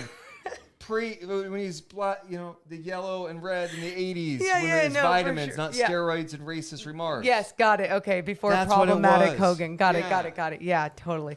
So they're able to take the punches now. Yep, just like that. King. How do you like that breakdown, King? Did you get the wrestling talk out of your system, bud? Yeah, sorry. He literally just had an entire performance Thank too. you. So Thank you. yeah, he did. But anyway. Yeah, I got only sound effects of it on this end, but it sounded about as real as wrestling. Thank you. Yeah, I'll tell you that from where I was sitting, I was kind of looking at Herder's back basically as he took that shot, and coming out of his hands, I thought to myself, oh, it's an air ball, because he was covered, and it kind of swung a little bit, because I remember Trey Lyles at the end of the third, he took that buzzer beater from almost the same spot. I remember when it came out of his hands, I was like, oh, that's going in. It looked perfect. And Herder's shot, I was like, oh, there's no way. I was genuinely confused when it went through the hoop, and that's one I will not forget. It was awesome. That is great, man. You mentioned not having Darius Garland not having a good night, and that was the first time I'd even realized. Do you think he was off? Who was even defending him? I was always watching Donovan Mitchell. What was up with Garland? It's multiple. Yeah, he I don't know. Someone mentioned if he wasn't 100% maybe in our Discord. I don't know if that's my guy Dave who I met tonight. This guy named Sacramento Dave in our Discord. Who, by the way, so annoying in our Discord. Then you meet him in person. He's like the nicest guy ever. What a little also shit. met Normie in there too. Aww. Yeah. I just felt like he looked a step slow at times. Yeah. I don't know. It didn't look like the same Darius Garland. I know he's battled some injuries. Some people wanted to give, and I think it's fine too, giving some credit to the Sacramento Kings defense. But say how it is. He was a little off tonight as well. Did he have an eye injury? Is that what it was? Am I remembering that right? I honestly don't remember, to be honest, what he missed it with. I'm looking right now. I mean, we've seen how much that it was an eye injury. October 19th when he played 13 minutes. It was the season opener. That's right. He got hurt in the season opener against Toronto. Yeah, it was an eye injury. But he had come back and had some nice games. Okay. Interesting. Yeah. One last one I want to shout out before I go. Chimezi Metu, I think he's really found his role where he might only get 8 minutes a night here and there, but he comes in just looking for a lob, looking for a dunk, just trying to get a poster first thing. And I like him in that role of energy guy, versatile big.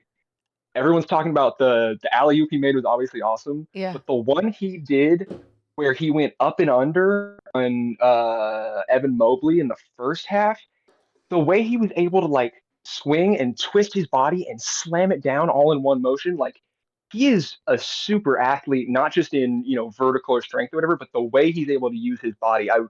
Watching it in person, I was blown away. Yeah, he can throw it down with authority, and it's fun for just people who enjoy watching basketball. It's exciting, but it also makes you feel like, yeah, you can depend on him to really throw it down, be nasty in the paint when he needs to be, right? Keep him under control, keep him playing disciplined basketball in that role. I agree. It's fun to see. And it's also having coaches, again, who get buy-in. It's not, because I think so many people will be like, hey, Chimeze, just don't shoot threes. Yeah, no. It's not about that. It's no, you want Metu, as he continues to try to evolve his game as an NBA player and stay in the league for a long time, you want him to eventually be able to shoot the three. Mm-hmm. But you also want him to do it the right way. Don't just shoot it right when you get it. And last year for him, with Walton and the Gentry, it was, you've got a green light. You touch it, shoot it. Doesn't matter if it's a good shot or a bad shot, shoot the ball. And again, it goes to show you what coaching matters, okay? Coaching matters, belief matters. Yes. It's not being Team like a dictator. matters. It's putting guys in a position to succeed, giving them the belief, the confidence that even if they don't play, there's a chance for them to get back out there. He is not only getting coached well. He is completely bought into it, and that's good for him. When you don't have a whole bunch of players that are a whole bunch of all-stars that are identified as elite defenders or elite offensive players and individuals, but you coach them well together to play as a team, to play team basketball, magical things can happen. That's what's it's not a cliche thing to say when you're like, hey, someone plays like a team, or this franchise plays like a team. It really does matter. Didn't what's his name? Why am I blanking from Phoenix? Devin Booker. Thank you. Why I couldn't think of Devin Booker's name. Didn't he talk about playing like a team tonight, yelling at the Minnesota's bench? Don't get me started. Can we save the Minnesota stuff for a bit? Yeah. Yes, team basketball does matter. Yes.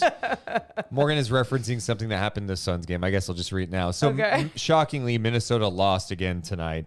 They're a mess. And at one point in the game, the Wolves are playing 5-on-4 because D'Angelo Russell did not realize he was supposed to be in the game. Also, at one point, Devin Booker yelled at the Wolves bench, "We play team basketball. We share the ball." It matters. It does. It People makes a notice it. difference. Anyway, King Bung, thanks for checking in, man. Yeah, thanks, guys. I'm curious what you think about DeMarcus's manager being there tonight, though. So, okay. I'll head out, though. I appreciate you asking that. Thanks, All right, King. thanks, man. Yes, I know, man, this is such a small thing. So on Twitter, someone mentioned that Andrew, DeMarcus's longtime friend, manager, was at the game He's tonight. always. Yes, thank you. So Okay. Andrew also has other jobs. And lives in Sacramento. He lives in Sacramento Yeah. and is at Kings games All the time. All the time. All the time. Literally all the time. It's not a story. Was someone making that a story? A fan noticed it. Well, because, someone was, hey, maybe the Kings need some size. Maybe they should sign DeMarcus Cousins. I don't even need to. But DeMarcus responded and was like, I would love, yeah. I had the quote. The written timing down. of it just weird. Yeah, It was planned or something. Cousins said after would love to help Sack get to the playoffs. Now, obviously, Cousins wants to be back in the NBA. Here's my thing with DeMarcus Cousins. Let's put aside there's a lot of people who love him. There's a lot of people who don't like him in Sacramento because of some of the stuff that went on. I'm looking at it from a pure basketball standpoint right now. Good.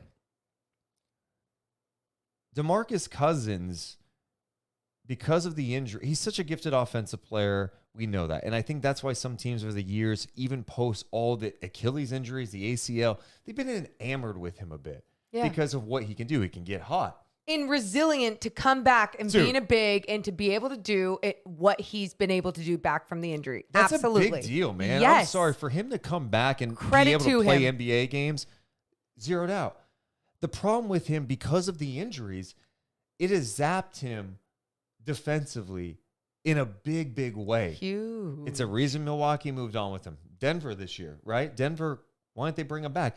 Denver decided to sign DeAndre Jordan. Even if you think, well, they made a mistake there, 29 other teams did not sign DeMarcus. And the problem with him, signing him, and I understand people want the story, full circle, like a Hollywood movie or something. The problem is, I think the Kings need some more athleticism maybe at the spot, or a rim protector, someone who can move well. DeMarcus Cousins doesn't move well defensively anymore. Well, and he his never numbers, really has. his numbers were even showing it even in Milwaukee, where there was teams when he was down low trying to protect the paint, the numbers were absolutely awful defensively. Teams were getting whatever they wanted on him in the paint. And then in the pick and roll, he gets destroyed too. Yeah. He just doesn't move well anymore. Right. And it sucks because this guy was such a talented I thought it was a offensive piece. joke when people were saying that, No, bring and of course DeMarcus. DeMarcus wants to play basketball. The guy loves the game, and maybe he gets another shot in the NBA. I just don't see the fit. The Kings have needs for sure. In the backup big situation, you would love Richaun to be in it. Maybe Alex Line gets some times, but Metu in the small lineup has worked at times. Yeah. So I just don't see it. It doesn't make any sense to me. I watched a lot of DeMarcus Cousins in Denver. Oh, yeah. He had some great moments where he's able to score the ball, but defensively is a challenge. The other thing defensively that I would bring up is he averaged 13 minutes a game last year. In those 13 minutes, he averaged 3 fouls. Yeah. It's just a struggle for him. Yeah. And I will just be a little honest here too. I think something else you can mention, it's you look at Haslam in Miami, and what he adds, what he lacks in his game, he adds with his veteran presence, his leadership, and the type of person he's always been throughout this league, right? DeMarcus, not to say that he has not matured and grown, which I don't even know, but I'm just going to assume he has, right? Because time passes, you hope people can grow and mature. And let's say even he has. He doesn't have that reputation either way. No one's going to trust that. And even when he was with the Nuggets, he got in a fight with Will Barton. Not in a fight. He got in an argument and they had to get separated just in his time with the Nuggets. And my point to that being, though, is not to say like, oh, that's what he's going to do on every team. But when teams do see that, they're going to factor that in no matter what. And that's just the problem. It's like, is he adding anything good in all these categories? And the answer for the Sacramento Kings would just be, well, no. I would say also, you have a guy right now in Stockton, Neemias Queta. You picked him in the second round. He needs to continue to develop a bit in Stockton. Yeah. We watched the first game the other night when they played South Bay. And the thing that jumped out to me right away was he was moving well in space. And his footwork was good. He came out, defended pick and roll all right. Hit a three. He can protect the rim. Hit a turnaround jumper. He's got some nice. I would keep an eye on him. So if I'm the Kings, you should, Monty's of course going to be looking at ways to tinker with the roster, see what they can add or whatever. I just don't see DeMarcus Cousins being a guy that helps you at all. No, and I hope he makes it back into the league for some team. But yeah, it just doesn't make sense on Sacramento's roster at all. Yeah, and CJ says Boogie's a great facilitator and can shoot. He shot 30% last year from three on 122 attempts. Yeah. I mean, you can. It's just not there. And can we be honest? Where are the Kings lacking? Like on what end of the floor? The defensive end, right? They have what they need on the offensive end, but on the defensive end, they need help. And he doesn't. With the numbers and what we've seen with how he slowed down, he does not help on that end of the floor. Kings fan 2017 says, y'all some haters. I'm taking my like back. Bro, I don't think we could have been more fair with what we just said about DeMarcus. We didn't shit on him. His resiliency, blah, blah, blah. We've talked about everything. We just gave a fair breakdown of his game. I would love for him to be back at the level he once was. I just don't think he's there yet. He's also not in the NBA right now, so I'm not it's not a shot. What are we talking about? Yeah, it's okay. I'm sorry you feel that way. Yeah. And I don't know why. And it's so funny just seeing people argue back and forth with each other too. Yeah, just know what it is. We don't even need to talk about it anymore because it's not even going to happen. All right, let's check in. Let's see if he's snoring for real. Nick. Coach Nick, are you there? What are you doing? You can't even hear you, Nick. Were you sleeping? How are you doing today?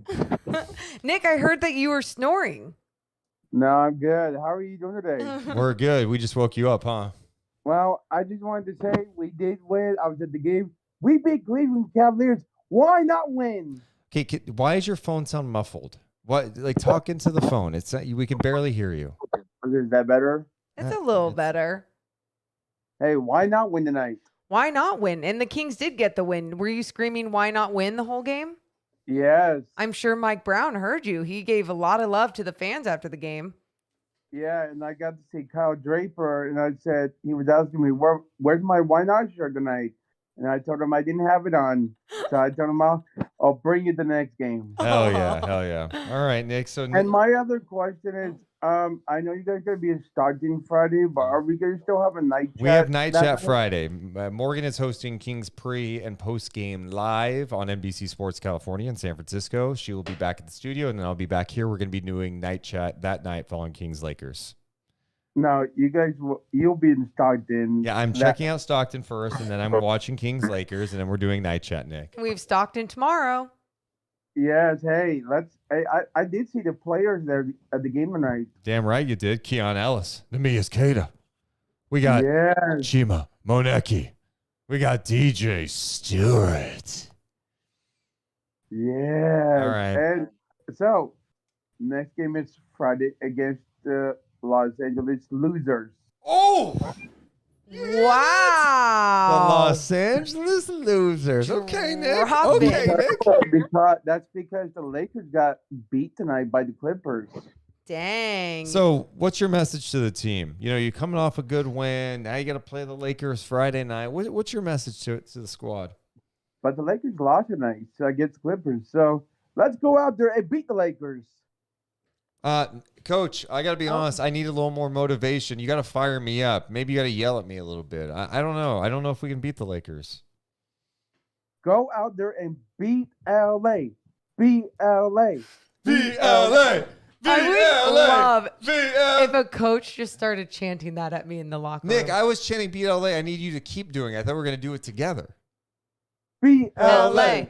BLA. BLA. BLA. Hey, here's a new one for you, Nick. Go to sleep. Sleep dreams. Sleep dreams. All right. Yeah, why not? Why not? All right, Sleep Nick. dreams, Nick. Sleep dreams. As he yawns. Oh. How'd that call go? Wonderful. It was great. Great It was experience as fantastic. always with Coach Nick. Nick is the best. It's after midnight. We are still on. Oh We my appreciate God. people being here. Make sure if you're here, let's get the thumbs up to 500. We haven't had 500 thumbs up in a minute. Dude, Let's get yeah, 500 thanks thumbs up. everyone for being here Let's tonight. get the What a subs up. fun win. We have some super chats we have to get to, Hell yeah. including Shnoa, who donated $5. Appreciate him. 2 potential targets: Jakob Poeltl from the Spurs, or Barnes to New York in a deal involving Mitchell Robinson and Cam Reddish solves rim protector and 3-and-D. Why would the Spurs get rid of Pirtle? I mean, they're probably going to start tanking. I would just say I think Jakob Poeltl is like a starting center in the NBA. That's what I'm saying. And I don't think you can. Sabonis is not a 4. Yeah. I think there would be a lot of nights he would struggle against 4. So it's a tough thing. I think, you know, when you have Sabonis as your 5, it's challenging to kind of craft a team that can protect the rim. Like, you need the perimeter defense to be good. You probably need a wing who can block some shots. I've mentioned this many times, but, you know, he is a rookie. Keegan Murray has shown the ability to block some shots. Yeah. You need. That's why I want Jeremy Grant really bad. I like Jeremy Grant, Right. and you're not going to get him now. No, and that's why if you have those longer guys along the perimeter as well, they can obviously help, especially when they need to recover. But I also look at if you wanted to add whatever to your depth and add some sort of rim protection, then you're still going to be staggering the rotation with those bigs and just really depending on what the matchup is that night. A couple of people mentioning Naz Reid from Minnesota in the chat, maybe as a backup 5 for Sacramento. Yeah, I mean, again, I still want Nemias to maybe be that guy. I'm holding out hope that we're going to see him develop in Sacramento, in Stockton. I see his passing ability. I see a more refined offensive game, and if he could do good things defensively, that'd be great. I love Naz Reid. That guy is Mr. Energy, and now he's in a situation in Minnesota where he's just not playing like he was. Like, he's playing fewer minutes.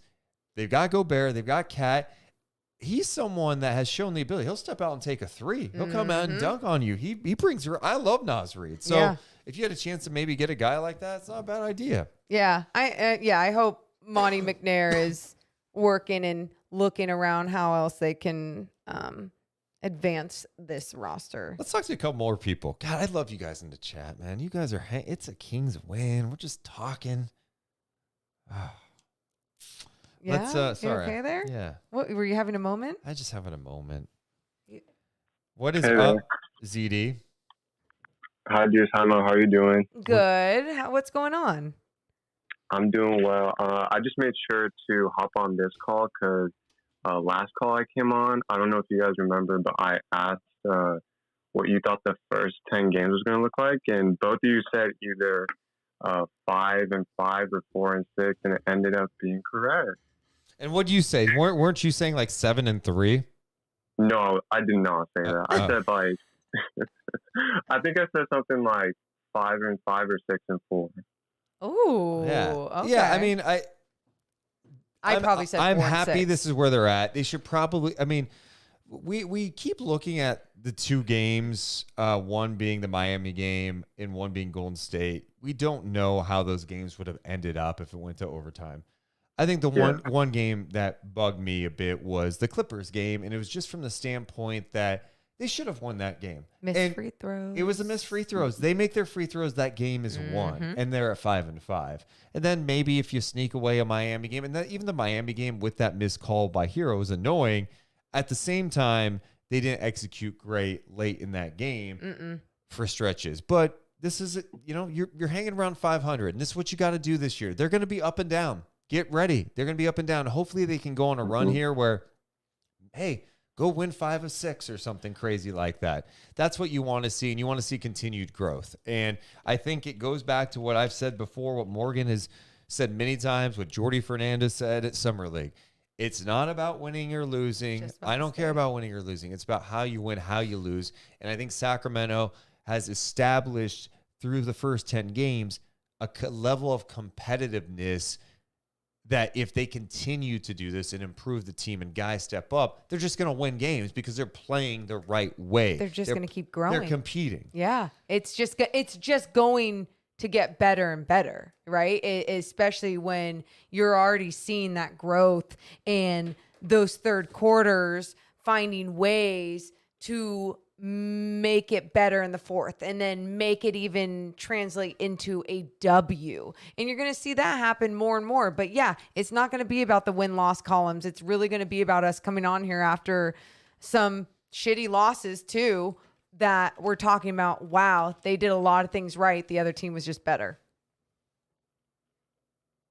Yeah, I agree. I think it's just fun watching all these games because I remember last season it was just like a roller coaster. It was funny because I remember there were nights, Mo, when you would come back from the studio, it'd be so stressed and you have like rashes all over. Yes. And then Deuce, you would just be like down in the dumps, and you usually never were during that season. But yeah, I'm just excited for this season. ZD, why are you pointing out all of our flaws? You're talking about Morgan's rashes. You're love talking it. about me not being able to handle adversity at times. He's saying it's better. Yeah. Well, I think my mindset's better too. I'm just trying to understand that, I think in previous night chat years, the chat at times can get very toxic. But I've come to the point now that typically the most frustrated people are the loudest people. And sometimes there's just people who are just like watching and hanging out. Yeah. The people are saying, I got to talk about it. It's just like review. Like, how many people are giving good reviews? Unless you're on like one of those weird Yelp elite people that like, I review everything. But most people, they're not calling that come, hey, I just want to let you know you're doing a great job out there. And and we fortunately have a lot of those in our community as well. But yes. So my point to that is I've done a better job personally of trying to navigate those waters because I feel I'm an emotional person. He takes on the toxic ones. When the Kings are not doing well, I just need you. I care a lot. And it hurts me to talk about losses. It pains me to talk about the same old shit year after year. And I think about, like, even tonight, I'm like, all right, if Harrison doesn't play well, you know what everyone's talking about tonight? If the Kings lose, I'm going to get 800 messages about Boogie. But I was like, I just have to understand. Yeah. That's a small amount of people, and we just got to talk about the game. Exactly. Good job. Good perspective. Yeah. Okay, well, I just want to say hopefully we beat LA. And you both have a great night. Thank you for having me on. Oh, thank you. All right, see you, ZD. Appreciate you, man.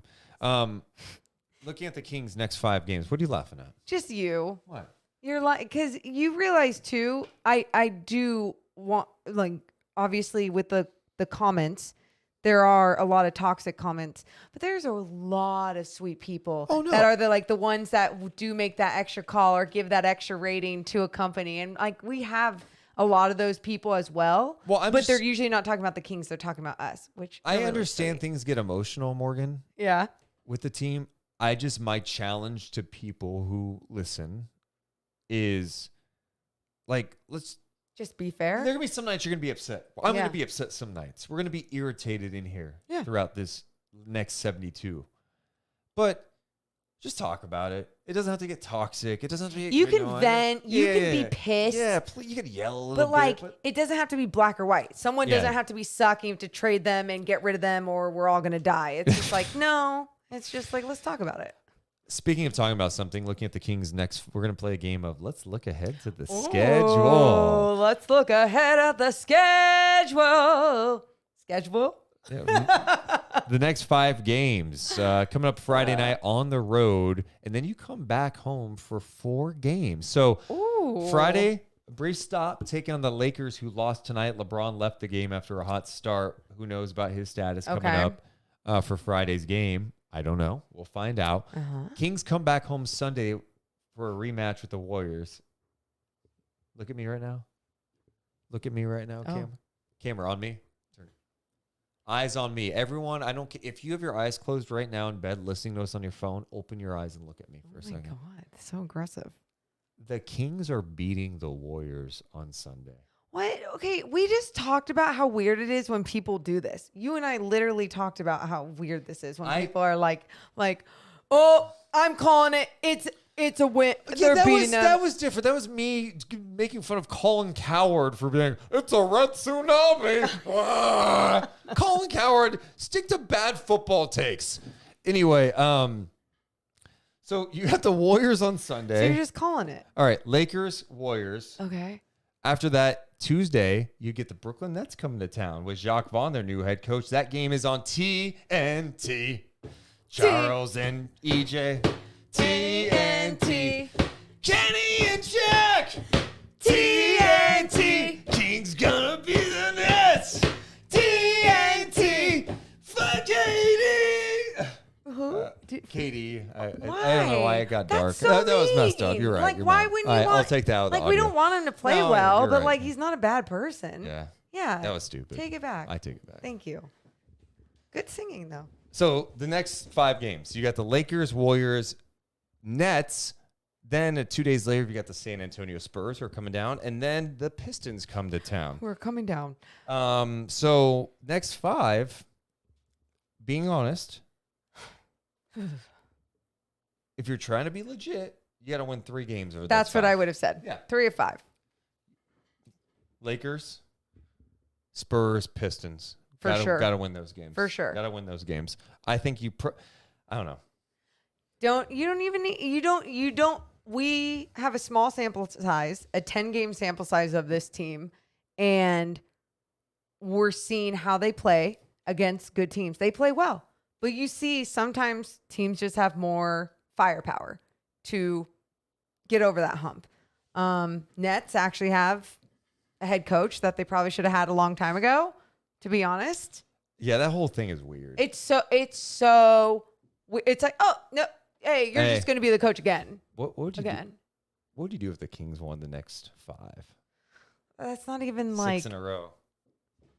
What would I do? Why do you even do this to yourself? I'm not doing it to myself. I'm just saying the what if. It's kind of like if people are dreaming about winning the lottery right now. It's like $2 billion. Yeah. So let me dream for a second.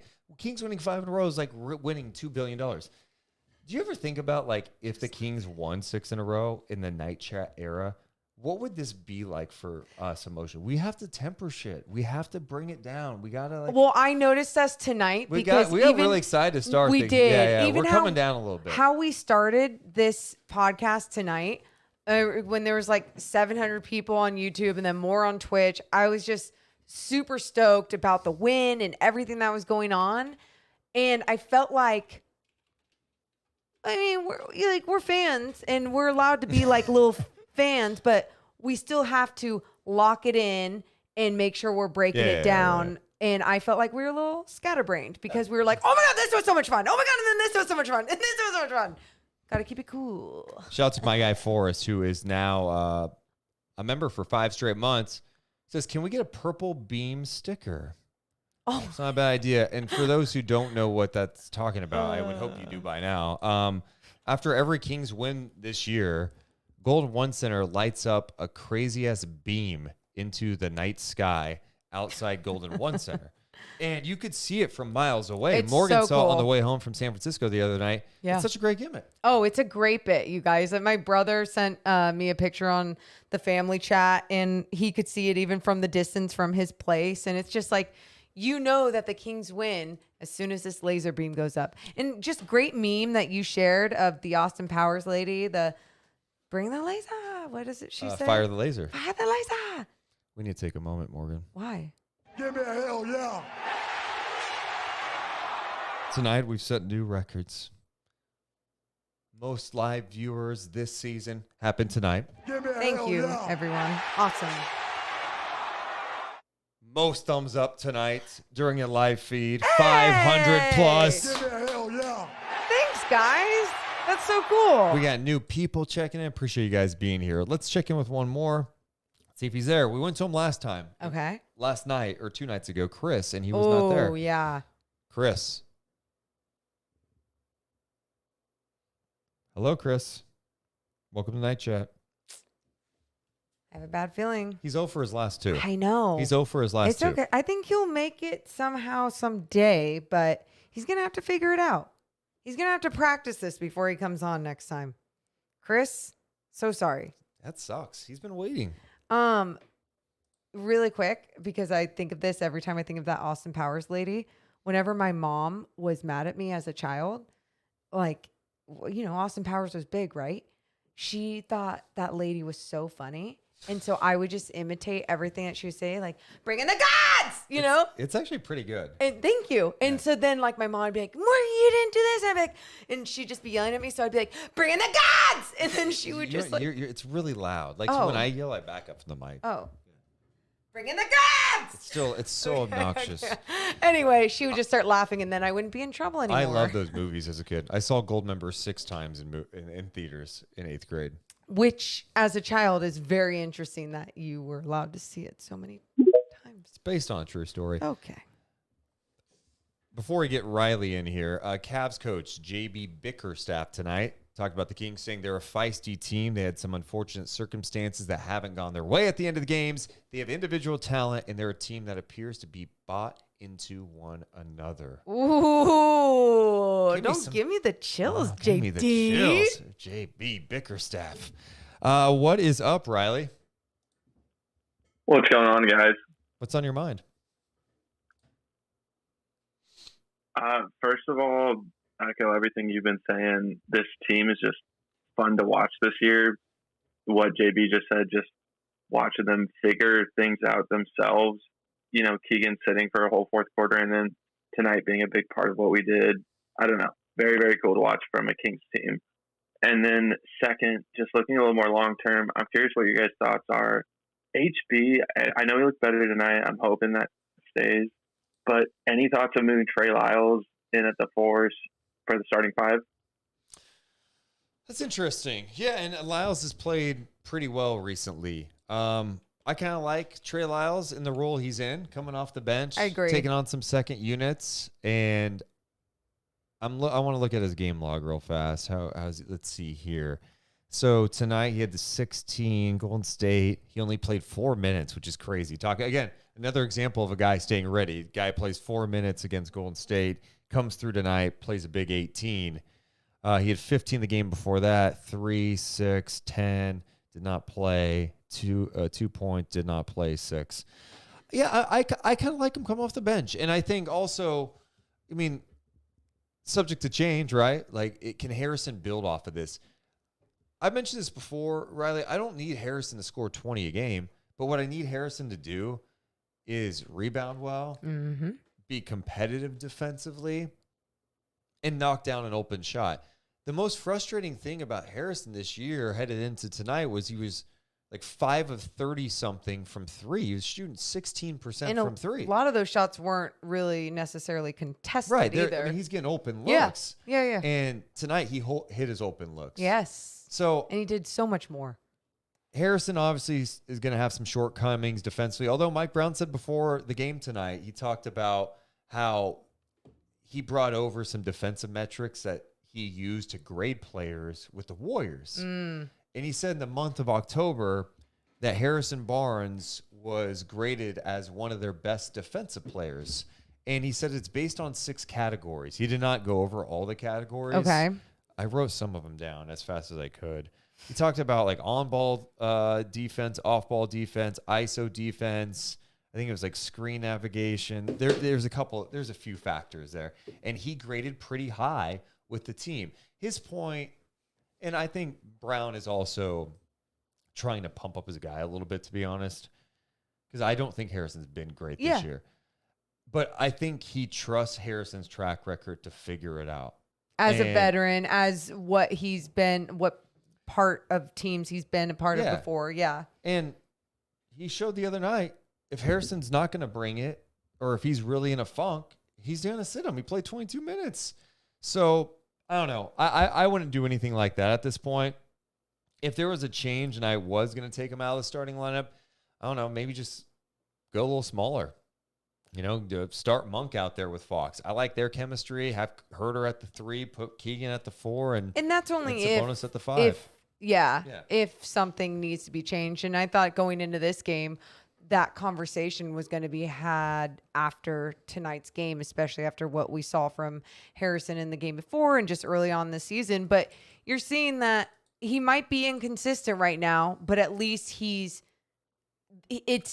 capable. And that's what I think matters right now. And if he can just find the consistency in that type of game, that would be great. One other note I wanted to bring up real fast. We're talking to Riley, right? Is that who we're talking to? Who are we talking to right now? It clicked out. Riley, my bad. Sorry, Riley. Yeah. Frankie Cardicelli over at Sacktown Sports tweeted, through 10 games, Sacramento holds the 8th best point differential in the Western Conference at minus 1.2. Just shows you they've been in every game. That's a good point differential. So anyway, any other thoughts, Riley? No, thanks, guys. That's it? No, thanks, guys. That's awesome. You have to say one more thing. It's fun to watch the Kings for once. Like, there's some open optimism, and like, just let's watch Keegan develop. Hopefully, that's the biggest thing in terms of that raises our ceiling. Yes, I like it. Appreciate it. Thanks, man. Riley. Thanks for checking in. There's Riley. See you, Riley. Yeah, I think we. Oops, I just kicked Riley out of the space. Oh my god! I meant to remove him as a speaker. Sorry. He's probably like, "What the hell, dude?" He's like, "Cool." My ass. bad. Yeah, I think we hit on pretty much every player tonight. I think we did. I think Terrence Davis not playing was interesting. Yeah, but like I said earlier, on good teams in the NBA, not every single player is in the rotation every single night. Yeah. It's just about the matchup, and you can depend on those players stepping up. And that's what we're starting to see whenever he goes to Metu, whenever he goes to Lyles. Like, these guys are actually contributing in their small minutes or lesser minutes. Emilio's really optimistic. Oh. He keeps typing 76 and 6. Wow. Really optimistic, Emilio. Well, we'll see what the Kings can do coming up on Friday night when they go to Crypto.com Arena with a matchup with the Los Angeles Lakers, who are in a major funk. They are now on the season, Morgan, 2-9, the second worst record in the Western Conference. They have lost 4 in a row. I feel so bad. I'm kidding. It's fun being petty for once and like actually being able to kind of back it up. I don't know. It's just, we have a fun team to watch. And if you're in Los Angeles right now, not only is it not fun, they're losing. Like everything's bad. So we'll see. We'll see what it looks like Friday night. We'll be live after the game talking about Kings and Lakers. Of course, we're here every single game. We appreciate you guys hanging out tonight. Appreciate the live crowd and all those who listen later. Spread the word about what we do. We love you guys so, so, so much. But we gots to go. You're all badass. Thank you so much for joining us. We'll see you later. See ya! Deuce and Mo, Deuce and Mo, Deuce and Mo. They tell you what they know. Deuce and Mo.